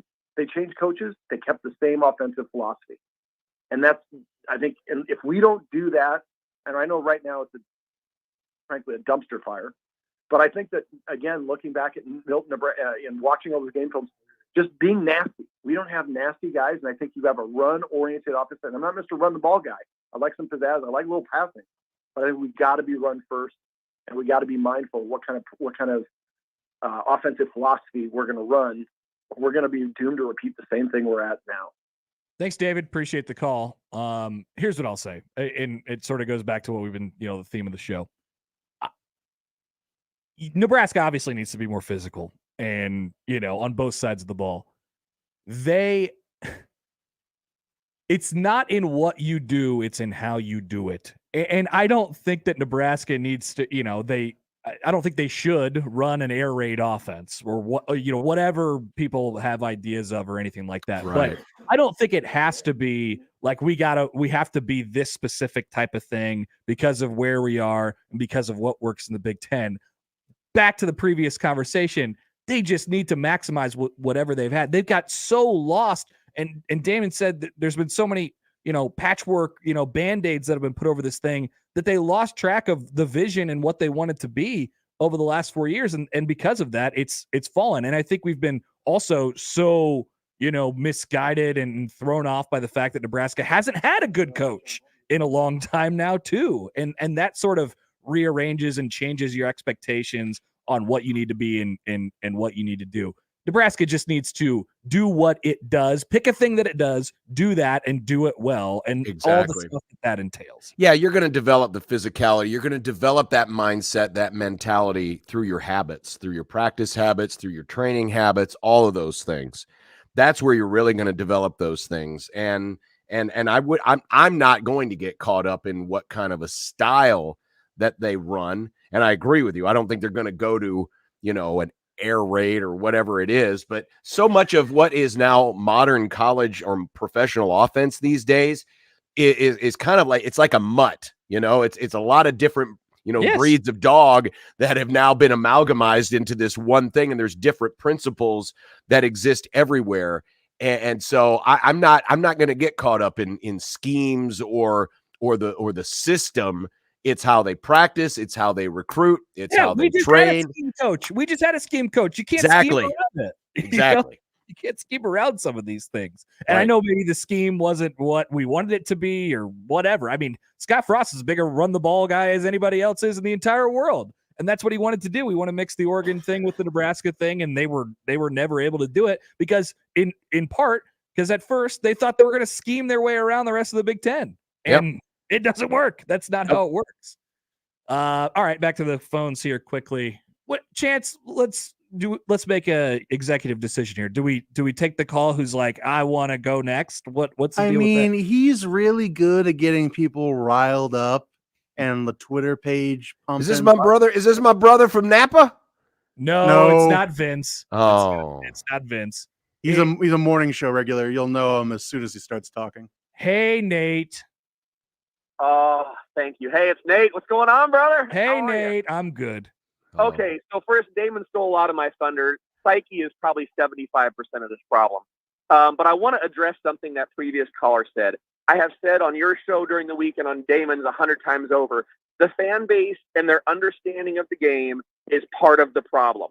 This guy literally just said, well, we don't need to do a West Coast. We'll never be a successful West Coast. We can't get West Coast recruits. Look, Bill Callahan got the top West Coast recruits and averaged 35 to 40 points a game. And the only reason he's not here basically is the same reason Frost isn't here, is because he was more loyal to his buddy than his own success. We can absolutely and have proof that when well coached and well recruited, the top West Coast talent will come here. His response that we need to really get more into the RPO stuff. You just had basically the second best RPO guy here, and it went belly up. The guy that with Chip Kelly founded the whole college RPO, and it went belly up. And to be honest with you, that's the recruiting problem. In order to win RPO in the Big Ten, as Ohio State has showed you, you have to knock back top 5 classes every year. And then even then, when you make it to the playoffs, you usually get boat raced. Usually. Here's the thing. You know what I noticed about today's game? When you use the lead blocker, Allen was getting 6 yards every time. Literally every time. When you pulled a tight end, when you lined the tight end up in the backfield, the one time you had Allen in there when Grant was in there and Grant blocked for Allen, every single time there was a lead blocker, there was a positive yardage gain. It allowed your defense to breathe. This is the Big Ten. Go be Wisconsin. And the ironic thing is Wisconsin became Wisconsin by being us. Anyway, I want to say that I'm grateful to hear the Mickey support, because I was really concerned that the neurotic fan base was going to, oh my God, we just can't do Mickey. This was a disaster. I heard some guy sitting down in the stand, oh, well, at least Frost would have kept it close. Frost struggled to keep it close against Georgia Southern. Okay. Mickey, after listening to that press conference, the level of accountability, these are my coaches, my guys, my problems. They're not your coaches. They're not your guys. And still took accountability. That was the best press conference I have heard from a Nebraska head coach in 15 years. Drills. It doesn't matter if we do team stuff great if we can't get little bitty individual stuff right. Like, this is it for me. Give this guy a $6 million assistant pool and be done with it. Oh my God, Nate! Stop, Nate! All right, that's cool. Great stuff. But come on, let's be patient. Jeez. It's one game. Remember, Trev also said it's not about winning the press conference. Let's just let Mickey do his thing for a while and then see what happens. We have time. But we're not throwing $6 million at anybody right now. Speaking of desperation, man. Good God. All right. Quick break here. Derek, you've been holding for a very, very long time. We will get to you right on the other side. It's Big Red Overreaction, brought to you by Equitable Bank. We take banking personally on 1620 The Zone and 1019 The Keg. It's Big Red Overreaction, brought to you by Equitable Bank. We take banking personally. Big Red Overreaction continues in 1 minute on 1620 The Zone and 1019 The Keg. Hello, I'm Doug Nodgard with Equitable Bank. If you've been dissatisfied with your current banking situation, maybe it's time to move to a bank that works to deserve your business. We have an engaged staff that offers exceptional personalized service. We also have a great digital banking platform. We have 2 locations at 108th and Dodge or 202nd and Pacific. So if you're looking for a superior banking relationship, give us a call at 402-827-8100. We'll answer on the first ring. Equitable Bank, we take banking personally. Member FDIC. That to-do list you have needs one more thing. Chill. It's an easy thing to do. Just crack open an ice cold Coors Light and chill. Take the afternoon off and binge watch anything. Go to happy hour and stay for a couple hours. Who's counting anyways? Or hang out with just your dog because you've had enough human interaction this week. Whatever you do it with a Coors Light. Mountain cold refreshment made to chill. 2020 Coors Brewing Company, Golden, Colorado. Celebrate responsibly. Big Red Overreaction is on the air, featuring the most important voice of all, yours. Brought to you by Burton AC, Heating, Plumbing, and More. When your plumbing's hurting, just call Burton. Equitable Bank. We take banking personally. And Coors Light, keeping Nebraska chill. 28-7, Oklahoma. And another run. Great. Touchdown Sooners.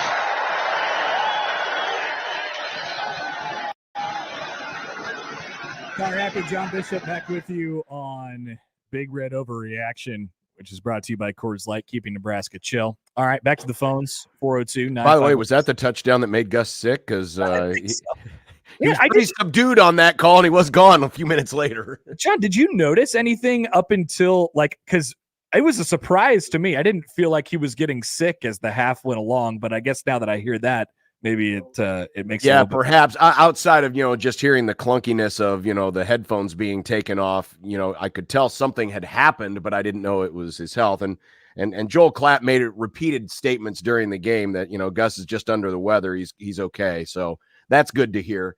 But I'm wondering if that was the worst thing to happen to this fan base, because when they moved Urban to the booth, I thought, oh God, here we go. Oh, I know. But, it is. Shout out to Joe Klatt for getting the job done in play-by-play. Hey, Joel did a great job, by the way. Great job. They didn't do much play-by-play. It was more of like a talk show in the second half, which makes sense.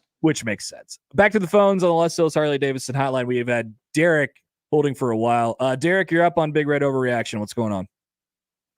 Hello. Hello. Hello. Yeah, I went to that game. I won tickets, and I can only imagine how I would feel if I had actually paid money. But that was one of the worst efforts I think I've seen in the last 20 years. I mean, the only other comparable non-effort, I can think of was Oklahoma State, 2007. But, I'm listening to all these people talk about coaches and, you have to give Mickey a shot. And I'm fine with interviewing Mickey Joseph. But why are we looking down on Matt Campbell when Matt Campbell has actually been more successful than Nebraska, first of all? And, the other day I've gone through his record. He's in all his games. He doesn't lose to bad teams. I mean, I've heard people compared to Mike Riley, and if you go through the records, they may win-loss look similar, but Mike Riley was losing to much worse teams.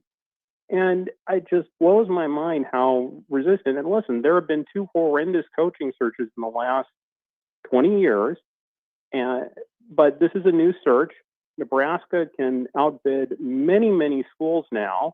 And listen, maybe it's not going to be a good hire, but he's going to be better than Scott Frost. And if he's run a program for 8 or 9 years and done it successfully, like Dave Doreen, I don't know if Dave Doreen is going to succeed here, but I know there's a better chance because he's been good at North Carolina State, and he may bring, the other assistants here, which, that'd be its own radio show, but at least they're good. And, listen, it's not about keeping the same coach for 20 years. It's about when you make a hire, making the best hire you can.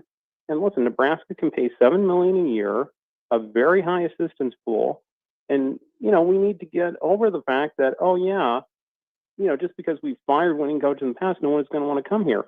Someone is going to want to take that money, and they're going to want to reward their assistants with that. I mean, do you think Matt Campbell doesn't want to double the salaries of all his assistants or Chris Kleiman or Lance Leipold, like they're going to turn that down necessarily. Maybe. Well, but I would hope first thing, and I don't disagree with you on Matt Campbell. I like Matt Campbell. I think he might be a pretty good hire here, but let's also not make the same mistakes of the past. You know, if you're going to get a big assistant pool, make sure you go out and get some really good assistants. Don't just bring all your buddies over from the previous stop, because that's what Frost did, and that put him behind. So yeah, be careful in your decision on who you make as head coach, and then that next head coach needs to go out and take advantage of the situation offered to him, and go out and get the best assistant coaches that he can to help him do that job. Yeah, and I'm glad one of the things that Derek mentioned has sort of been tamped down maybe a little bit over the last week. John, I haven't heard as much of like who's going to want to come here. And that's good, because I hate that conversation. Yeah, and I listen, Nebraska's in a spot right now, and that's the other thing that this extra time affords Trev Alberts, is to really find out just how attractive his job is. And I think Trev is going to find this job is very attractive, because he's not just looking at names either. He's got a whole process, and he knows exactly what he wants. And exactly. That's the big thing, and that's what he's using the time for. Exactly. And so the support, the finances, the new landscape of college football, NIL, all of that stuff has put this job in a different light than it was when Bo Pelini became the head coach, when Bill Callahan became, in any of the other coaching searches. It's different. And so now Trev has a chance to find out exactly what he has to sell, and then go out and find the person he needs to sell to take the job. Back to the phones here. Let's go to Joe on the Les Hills Harley Davidson hotline. Hey, Joe, what's going on? Whatever. What can you say about today? We had one caller call in who wants to hire Mickey Joseph because he loved his press conference. John said, you're going to give him till November and then ask him. I say, under no circumstances should Nebraska be looking at Mickey Joseph. This program is totally broken. Totally broken. We keep talking about identity in somebody. You need somebody that has experience. Mickey Joseph does not have head coaching experience. Somebody's got to come in, literally lay a foundation and build this thing from the ground up. He has to have a network that he has put together over years with some head coaching experience, and Mickey Joseph doesn't have that. Back when we went through this with Turner Gill, was one of my favorite players, but when it came down to hiring him, I knew Turner Gill was not going to work. He didn't have any experience. We went to Scott. Scott had a couple of years of experience, the wrong place, the wrong time. It didn't work. It ain't going to work with Mickey Joseph either. You need somebody with experience, preferably with Big Ten experience. This is a train wreck. It really is a train wreck. And how is Mickey Joseph gonna correct that?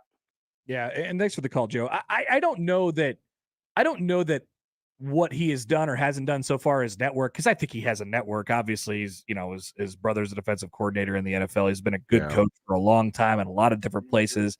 Like he's got a network.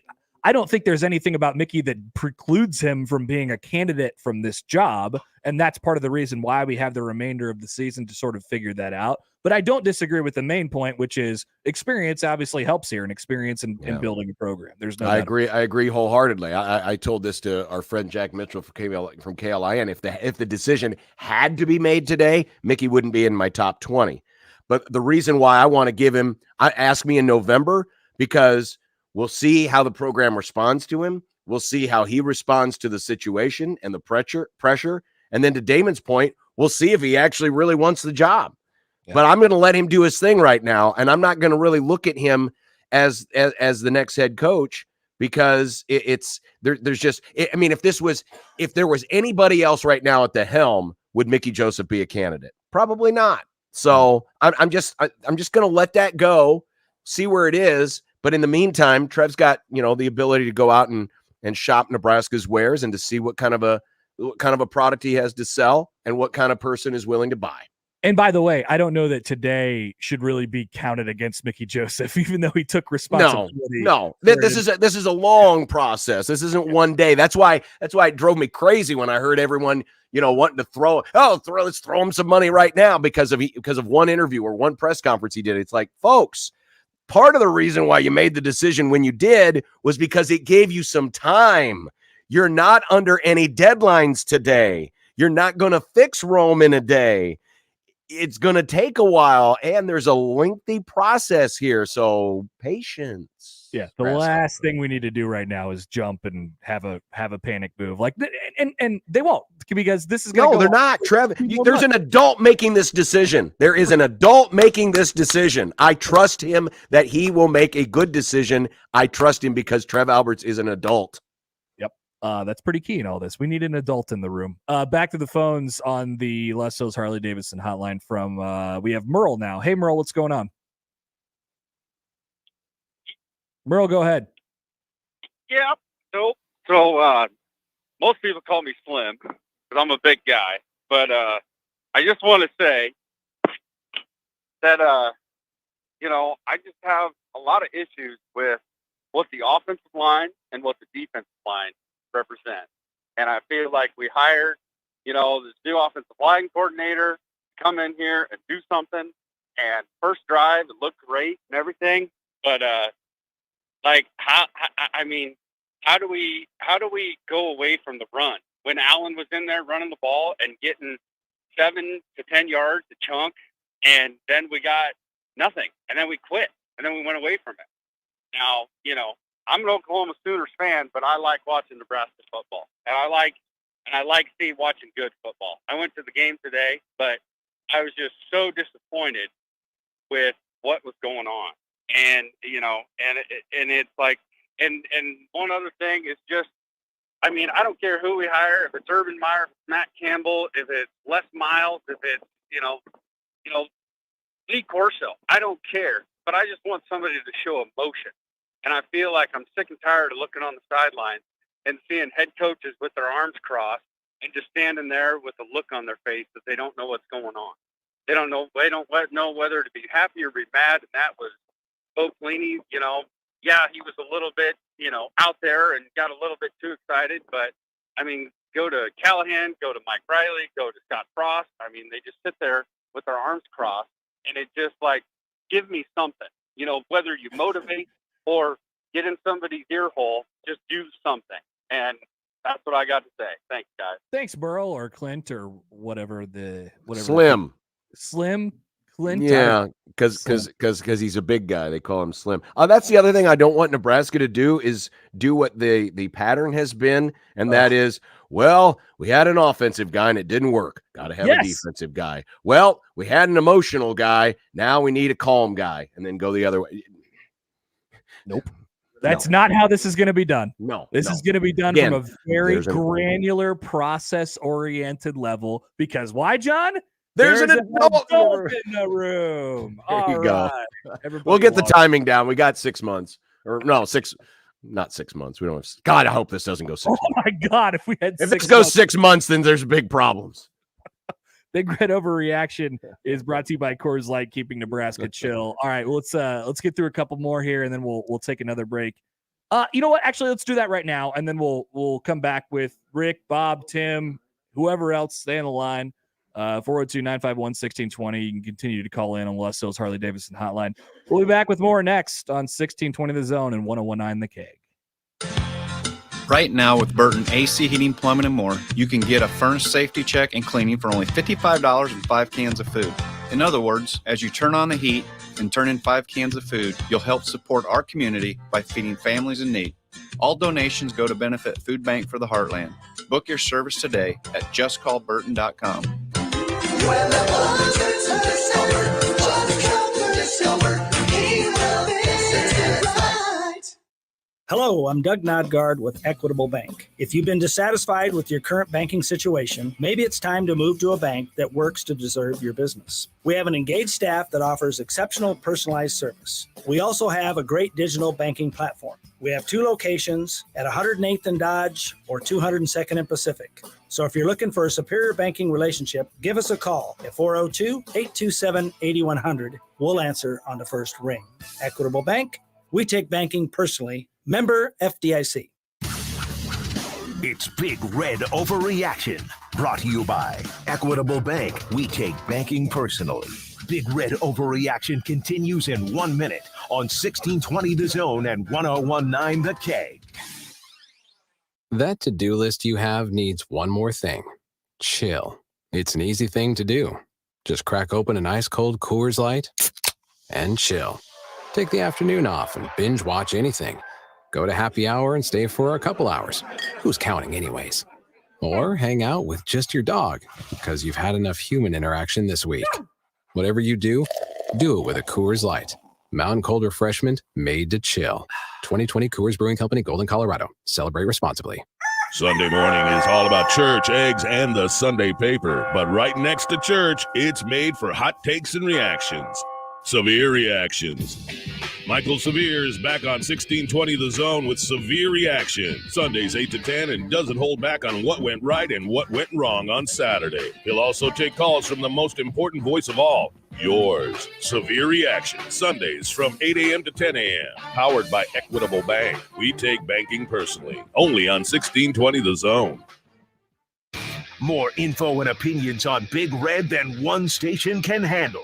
Now on 2 stations. Big Red Overreaction postgame on 1620 The Zone and 1019 The K. Sound off. 402-951-1620. Big Red Overreaction is sponsored by Burton AC Heating, Plumbing, and More. When your plumbing's hurting, just call Burton. Equitable Bank. We take banking personally. And Coors Light, keeping Nebraska chill.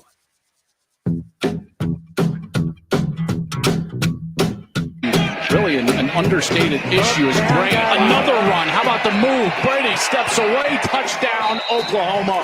21-yard scamper. And again, huge hole in the middle of that offensive line.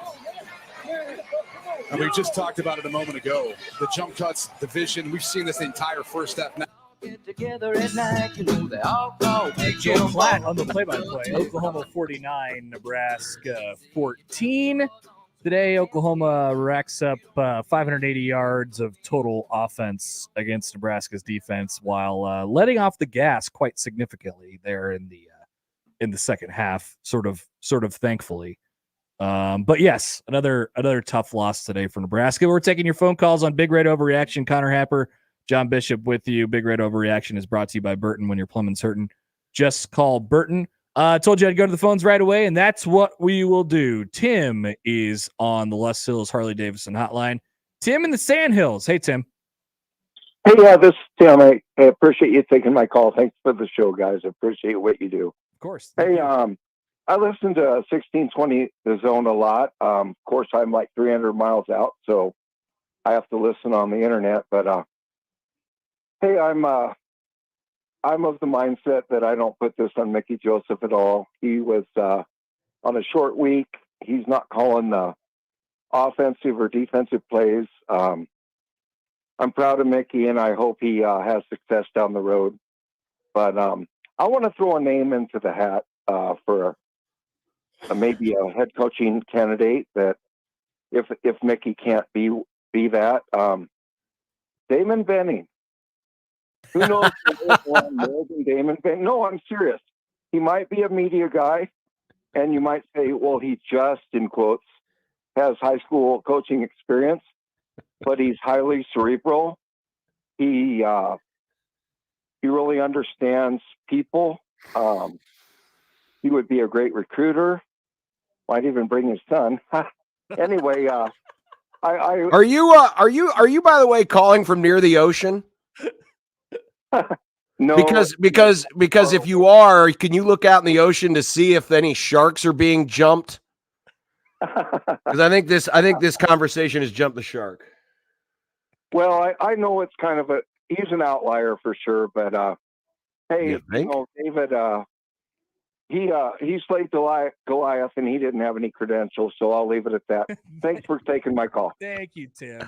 By the way, an actual coaching candidate, Lance Leipold, KU was down 14-0 to Houston. It's now tied 14-14.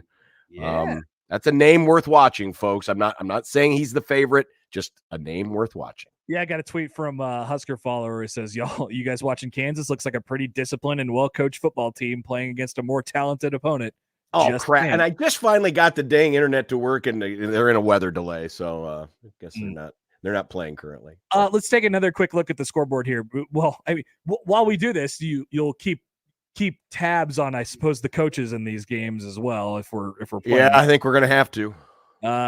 South Alabama 31, UCLA 29, fourth quarter, 9 minutes to go. Take Chip Kelly off the list. Yep. Iowa State 37, Ohio 10, 12 minutes to go there. So there's your Matt Campbell update. Rutgers 16, Temple 14, 3 minutes to go in that one. Let's see. Cal 17, Notre Dame 17 in the fourth. So we'll keep an eye on that one. Thank you for saying that. That's the game I need to switch to.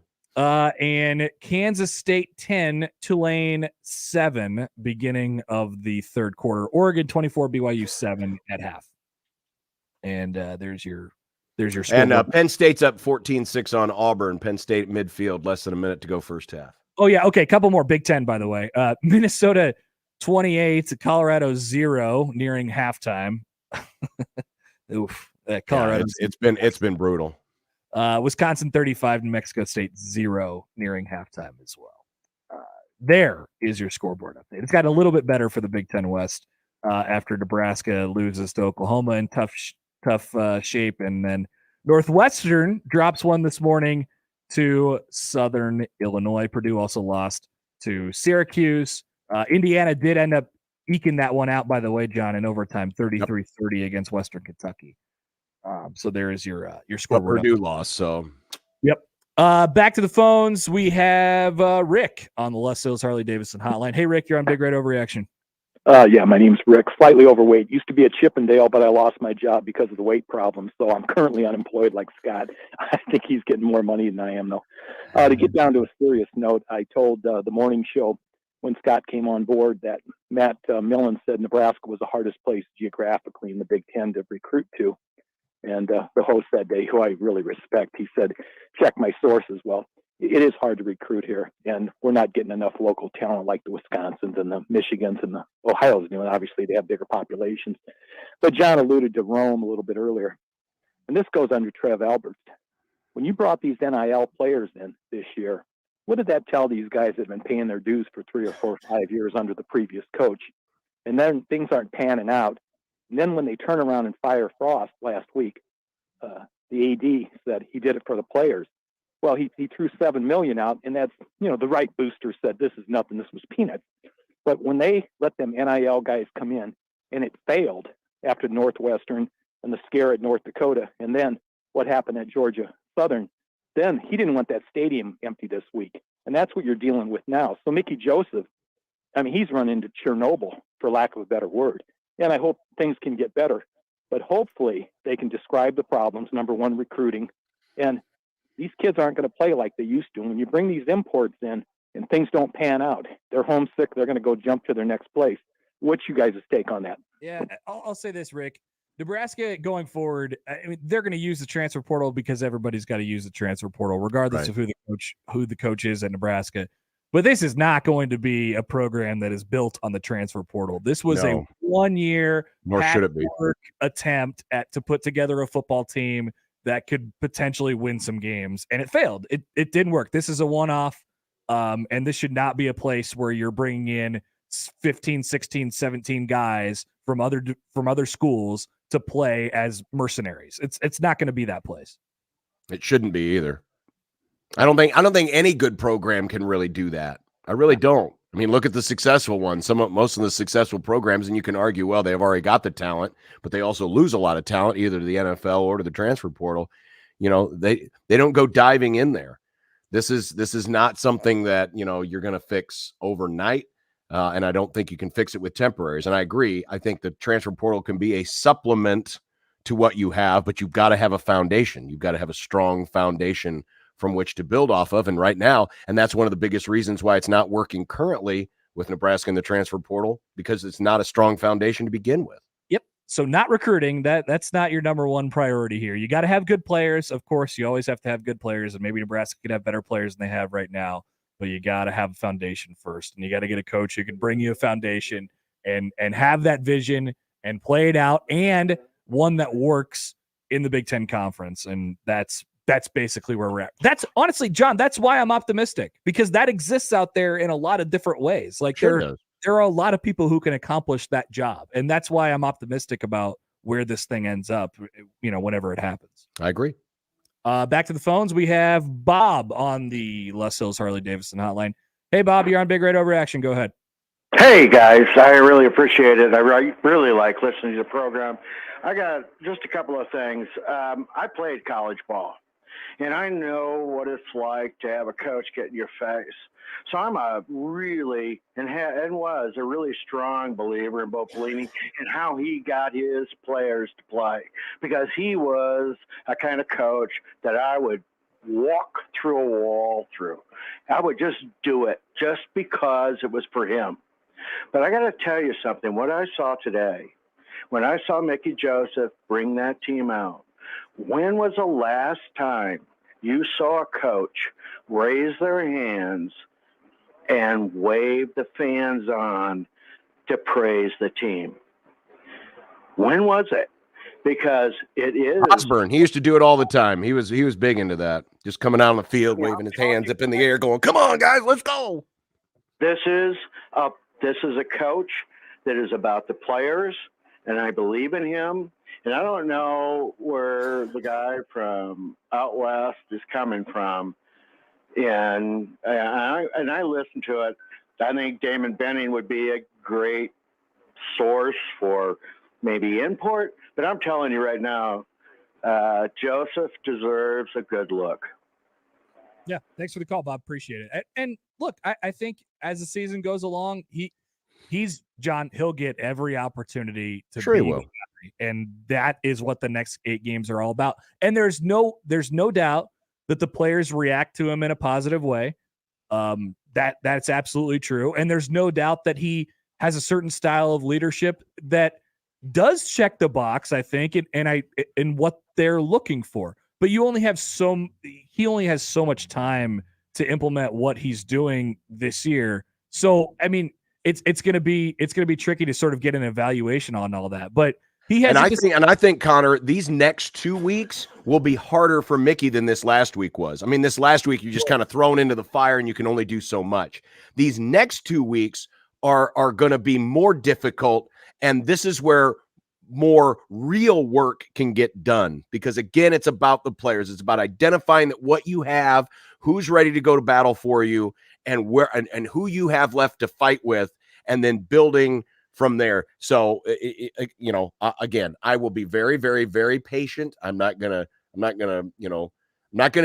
spend every week and analyzing, well, Mickey's stock is up this week. Well, Mickey's stock is down this week. Just let him do his thing. Ask me in November. Back to the phones. We have Brad on Big Red Overreaction. Hey, Brad, what's going on? Hey, I just wanted to say that Mickey is interested in the head coaching job. He said that during the press conference on Monday. He was asked. He said, yeah, he gave a pretty benign statement. I wouldn't look at that as saying I'm definitely wanting to throw my hat in the ring. Let's not read too much into it, or want to read too much into that. Yeah. I mean, he basically said that you wouldn't take the interim head coaching job if you weren't interested in taking the permanent head coaching job. But I agree. Give him time. And I totally agree that having Trev at the helm here is the best thing for Nebraska. He'll make as best of a choice as there is out there, depending on who's willing to come and for what reasons. So have a lot of faith in it. It's going to be a tough, rest of the season, but what I'd like to hear is some coaches start talking about, instead of 8 games left now, let's talk about a bowl. We're still potentially bowl eligible. 8+1 would be good. How about just talking about the next game? I mean, I don't know if I one at a time, one at a time. And yes, you could look around the rest of the Big Ten West and say, oh, well, there's some winnable games here, and there is, but Nebraska's got to get itself right.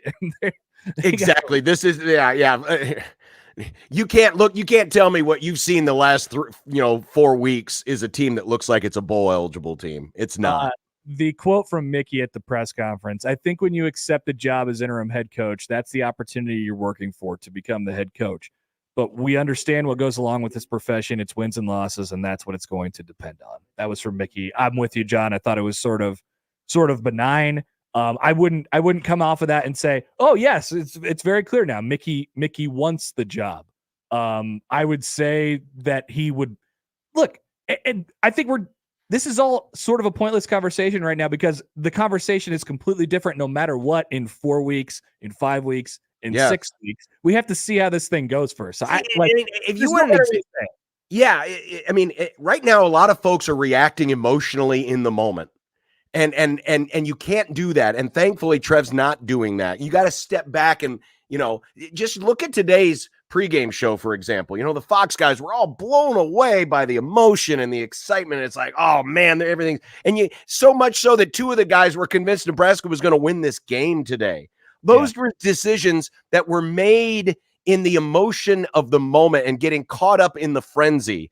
You got to get yourself out of the frenzy and think of it now from a coaching perspective, or from the coaching search perspective. You can't make that decision sitting in a sports bar around a bunch of crazy fans wearing, I want Urban t-shirts or anything. You're not going to be making that decision in that cauldron. That's not where Trev's coming from right now. So I know there's a lot of folks that want to react emotionally to this, and that's part of the reason why this show exists. It's Big Red Overreaction. But again, the person who is making the decision is not making that decision inside of that cauldron of emotion. Hey, and by the that's way, a good thing. Yeah. By the way, John, I wanted to make sure we played this on the show today. We're going to take a couple more calls and get out of here. But this was Bruce Feldman on the Big Noon pregame show today on Scott Frost, and he'll say it at the beginning of this clip, and talking to assistant coaches and their sort of opinion on why things didn't go right. And you tell me, we'll talk about this right after, but tell me if this feels like a program that was operating at full capacity over the last couple of years. Here's Bruce Feldman. And Bruce, what went wrong for Scott Frost here at Nebraska? Rob, talking to coaches here, Scott Frost's undoing really came down to 3 things. First, there was a real bad lack of organization with him. Second, he was impulsive and would jump in critical moments in games and make play calling suggestions of things they really hadn't repped much at practice. And third, and this is unlike what it was like at UCF with him, he leaned on a couple of his buddies here around Nebraska and got some really bad advice. And I think that helped disconnect him with his coaching staff. All right, so let's turn the page right now. Shut that one down, Chance. But that was Bruce Feldman pregame. So you tell me if that was a program who was anywhere close, for those of you who want to bury it or whatever and say, look, we haven't beat this, and this, and these are what the records have been. You tell me if that's a program who feels like it was even close to operating at what it could have been over the last 4 years. Exactly. I mean, and that's part of what I've been saying, even through all these close losses, is, it's a program that doesn't know how to finish. It's a program that's not confident, right? And I think too many people got caught up in the PTSD of the blowouts of the past and said, well, but they're making progress. But you're always going to be hitting your head on that ceiling because you aren't organized, or your coach is impulsive, or he's making poor decisions. And that's why I said, I think ultimately when the dust settles on all of this, we're going to find that this program is in worse shape in the post-Frost era than it's going to be in the post-Riley era. And another reason why, making the move early might be able to mitigate some of that damage, because now, with what is left, you can try to pick up the pieces and try to make something out of what's going on here. But believe me, folks, there's a lot of work to do. So much work to do. It's a lot of heavy lifting. And That's why I'm not thinking about, hey, there's 9 games left because there's going to be bowl eligibility. Come on. You can't think that way. There's a long way to go. One more quick call before we take a break here. We got PJ in Lincoln. Hey, PJ, what's going on? You're on Big Red Overreaction. Hey, what's up, guys? I just got like a quick thought, and this isn't against anybody within the program or Jay or anybody, but my thought is kind of around the fact that we have a lot of ex-players that love to have a say in what happened at the university, correct? And it would seem to me that maybe Scott was a little misled or things didn't work out the way he thought. So as we get a new coach in, where are ex-players at as far as supporting them, and what's that look like moving forward? Because I do think there is a certain amount of you want the ability to look back at the past, but I do think we have maybe tickled the past a little too much. And I guess my opinion would be maybe they should sit down for a little bit. And I'll hang up and shut up. And thank you, guys. Thanks, PJ. Appreciate it. Look, the players, the former players are huge stakeholders in this program. It ultimately falls on the shoulders of the coach of how much they want to incorporate what's being said or their suggestions or whatever it might be from any of the outside factors that aren't within the walls of your program. Ultimately, it's up to that guy. And the next head coach, whoever that might be, has to, there are a lot of people here. There are a lot of people in this operation, a lot of people in the state, and a lot of, big swingers as far as the donors are concerned and all of that stuff. Ultimately, it always comes down to the head coach. And this is one of the things that bogged down Mike Riley. I don't think he was prepared for that part of it. There was too many cooks in the kitchen when he was here, and including his athletic director, who had way too much of a say in what was going on. Obviously. Well, this is part of the noise we talk about, right? It's not just the noise that the fans are making or the media is making, but you got to deal with boosters. You got to deal with ex players. You got to deal with alums. You got to deal with administration. There's a lot of things that blend into the cauldron of noise that everyone, has to work under. And, Trev himself, an ex-player, probably understands that as well as anybody.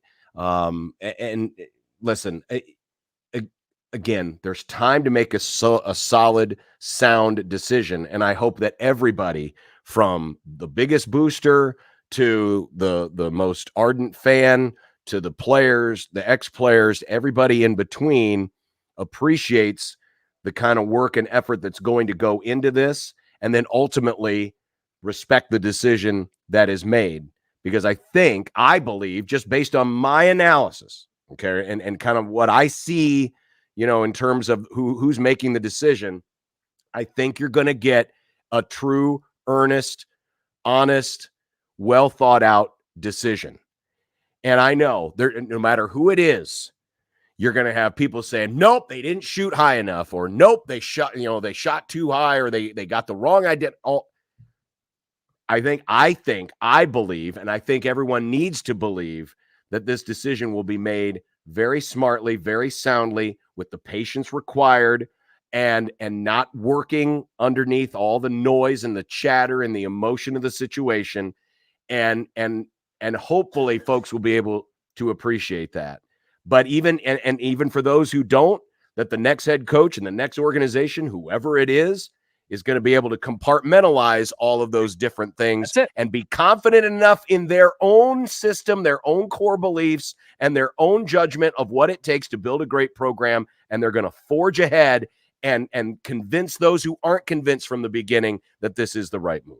Look, John, and you don't think Trev's hearing it from people? Like, Trev's sure he is. Been around for so long, and he's a former player. He checks all those boxes too. But what has he shown the ability to do since being the athletic director here? He is listening. He listens to people, but you can only so much of that goes into your program, and it's what you allow. It's what you allow. So what are you accepting as far as how much are you listening to, and how much are you delegating down to your staff, or how much do you want to be like? Ultimately, you have to have a vision on how you want this thing to be. Yes. Trev obviously does.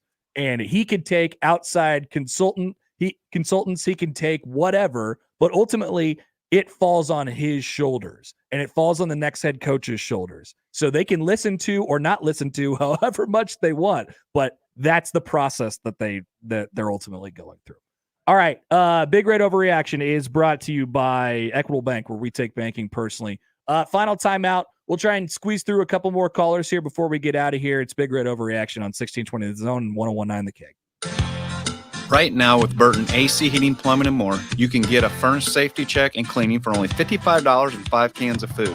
In other words, as you turn on the heat and turn in 5 cans of food, you'll help support our community by feeding families in need.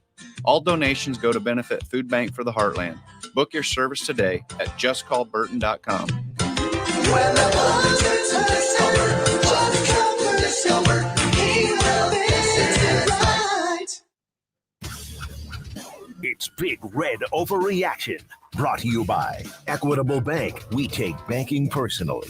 Big Red Overreaction continues in 1 minute on 1620 The Zone and 1019 The Keg. Hello, I'm Doug Nodgard with Equitable Bank. If you've been dissatisfied with your current banking situation, maybe it's time to move to a bank that works to deserve your business. We have an engaged staff that offers exceptional personalized service. We also have a great digital banking platform. We have 2 locations at 108th and Dodge or 202nd and Pacific. So if you're looking for a superior banking relationship, give us a call at 402-827-8100. We'll answer on the first ring. Equitable Bank, we take banking personally. Member FDIC. That to-do list you have needs one more thing. Chill. It's an easy thing to do. Just crack open an ice cold Coors Light and chill. Take the afternoon off and binge watch anything. Go to happy hour and stay for a couple hours. Who's counting anyways? Or hang out with just your dog because you've had enough human interaction this week. Whatever you do it with a Coors Light. Mountain cold refreshment made to chill. 2020 Coors Brewing Company, Golden, Colorado. Celebrate responsibly. More info and opinions on Big Red than one station can handle. Now on 2 stations. Big Red Overreaction postgame on 1620 The Zone and 1019 The Keg. Sound off 402-951-1620. Big Red Overreaction is sponsored by Burton AC Heating, Plumbing, and More. When your plumbing's hurting, just call Burton. Equitable Bank. We take banking personally. And Coors Light, keeping the blasted chill. Purdy keeps it on the right side to the pylon, and he's in. Touchdown, Nebraska. And that's the sort of thing as a young player that you're looking for, right, Coach? Building some of that momentum as a young quarterback, getting some of these real live reps. That's Chubba Purdy scoring his first touchdown at Nebraska. He had 5 carries for 29 yards and a touchdown. Also was 7 of 11 for 35 yards and a pick through the air. One of his throws, one of his completions went for like minus 10 yards. So that's probably responsible for the 35 yards that you see on the board. Yeah, it was ugly. It was ugly as Oklahoma beats Nebraska 49-14. By the way, Anthony Grant, who had his first 69 carries. Nice.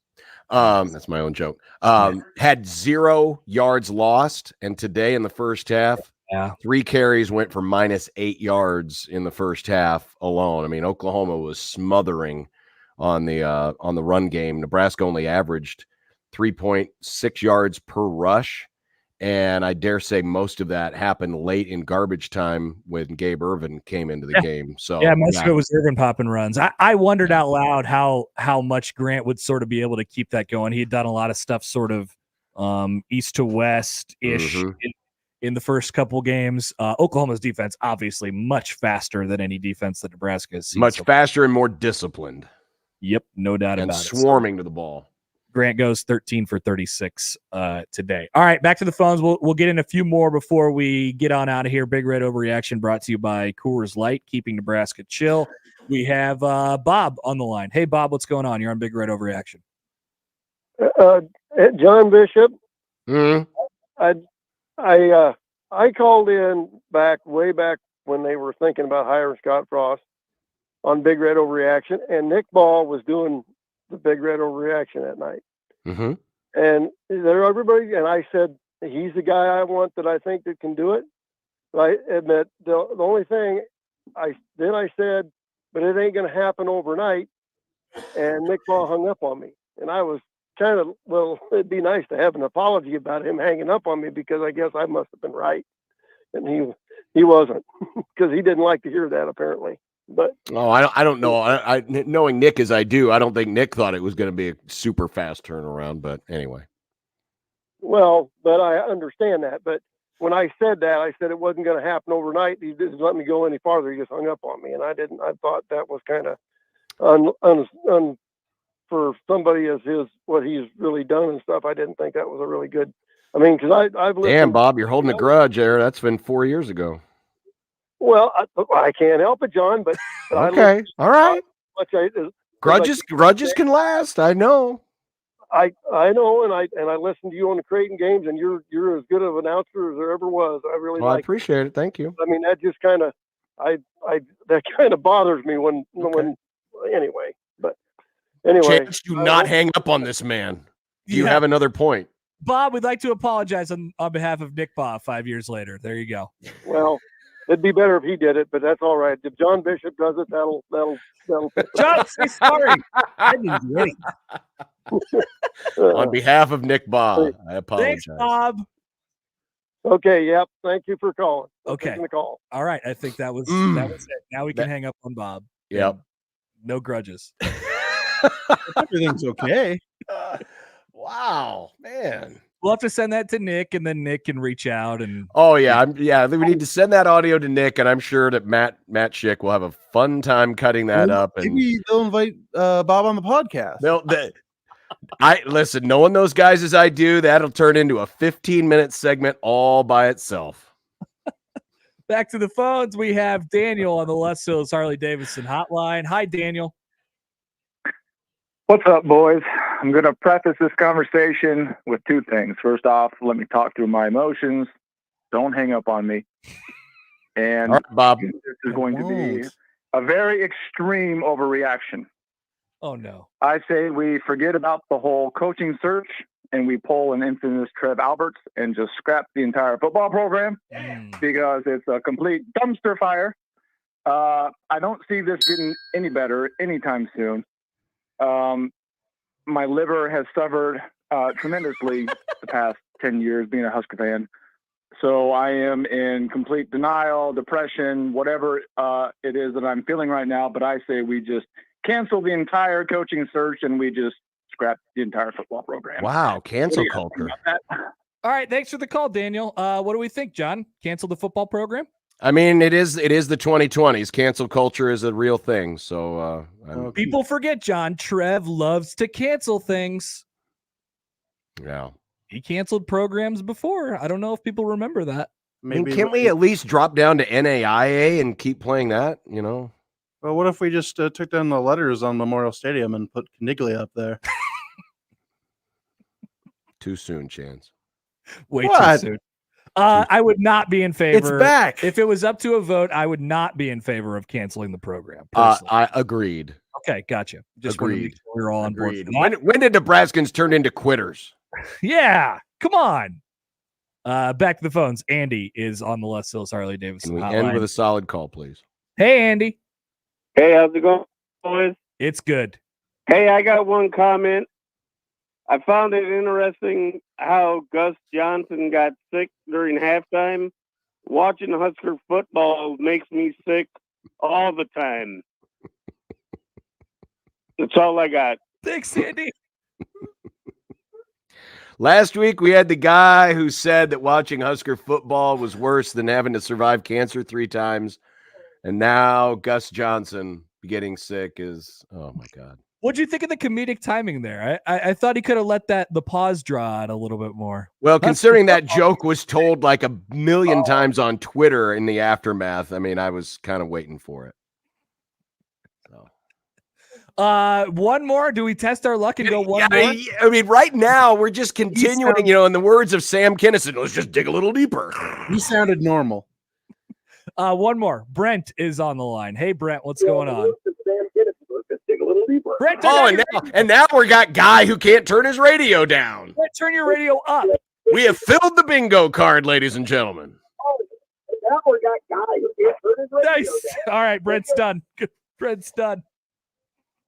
Show's over. Show's over. We want to roll the dice. We can't end on that, can we? Give me a second. Okay, we got a couple more in the hopper. We could give Try this one more chance. one more. This is one more. This is not a make it take it situation. This is one more call. This is it. And this person gets to bring it home. And chance Craig to on line one. Craig on line one. Craig, what do you got? Hey guys, first of all, we got to call the guy back that brought up the Chippendales. Say this is a sports show. Don't ever say Chippendales on it again. Secondly, recruiting. We need those. We talked earlier about the former players. We need the Roziers, the Peters going into New Jersey, getting us some guys. We need Tommy down in Florida, getting us some guys. How about the big boys from Denton, Texas we used to get? We even had a guy out of Compton. Come on, we need those guys. Thanks for the time. Thanks, Craig. Craig, we need some guys. We need some guys. You want to go to Compton? You want to go to Texas? Want to go to New Jersey? Bring Tommy Frazier on the staff? Was he suggesting that we get Mike Rozier and Tommy Frazier and Jason Peter to be recruiters too? I mean, remember you can only send you can only have 10 full-time guys, so you can't send, everybody on the road. That was the implication that I heard. I believe that was a call to have Tommy Frazier and all those guys on the staff. Yeah, okay. Okay, so that was it, right? Yeah, I think this program has jumped the shark too. There you go. The suffering goes as long as you two want it. we got a couple more chances, but no, we're done. This has been Big Red Overreaction, everybody. 49-14 is your final score. Of course, all throughout the week, starting at 6 a.m. on Monday with Sharp and Benning in the morning, we'll have reaction to all of this stuff. And yes, John, we have several more weeks of talking about the potential of Urban Meyer being the head coach at Nebraska or other. And obviously this is a huge roller coaster of emotions for people. So this won't be, this will be really fun. Welcome to the longest season of all time. Yep, I agree. And appreciate everyone out there who apparently purchased their Coors Lights and then drank them both responsibly and perhaps irresponsibly. We encourage you to drink responsibly. Yes. Because remember, anytime's a good time for drinking. Thank you. That is John Bishop. I'm Connor Happer. Chance Oliver.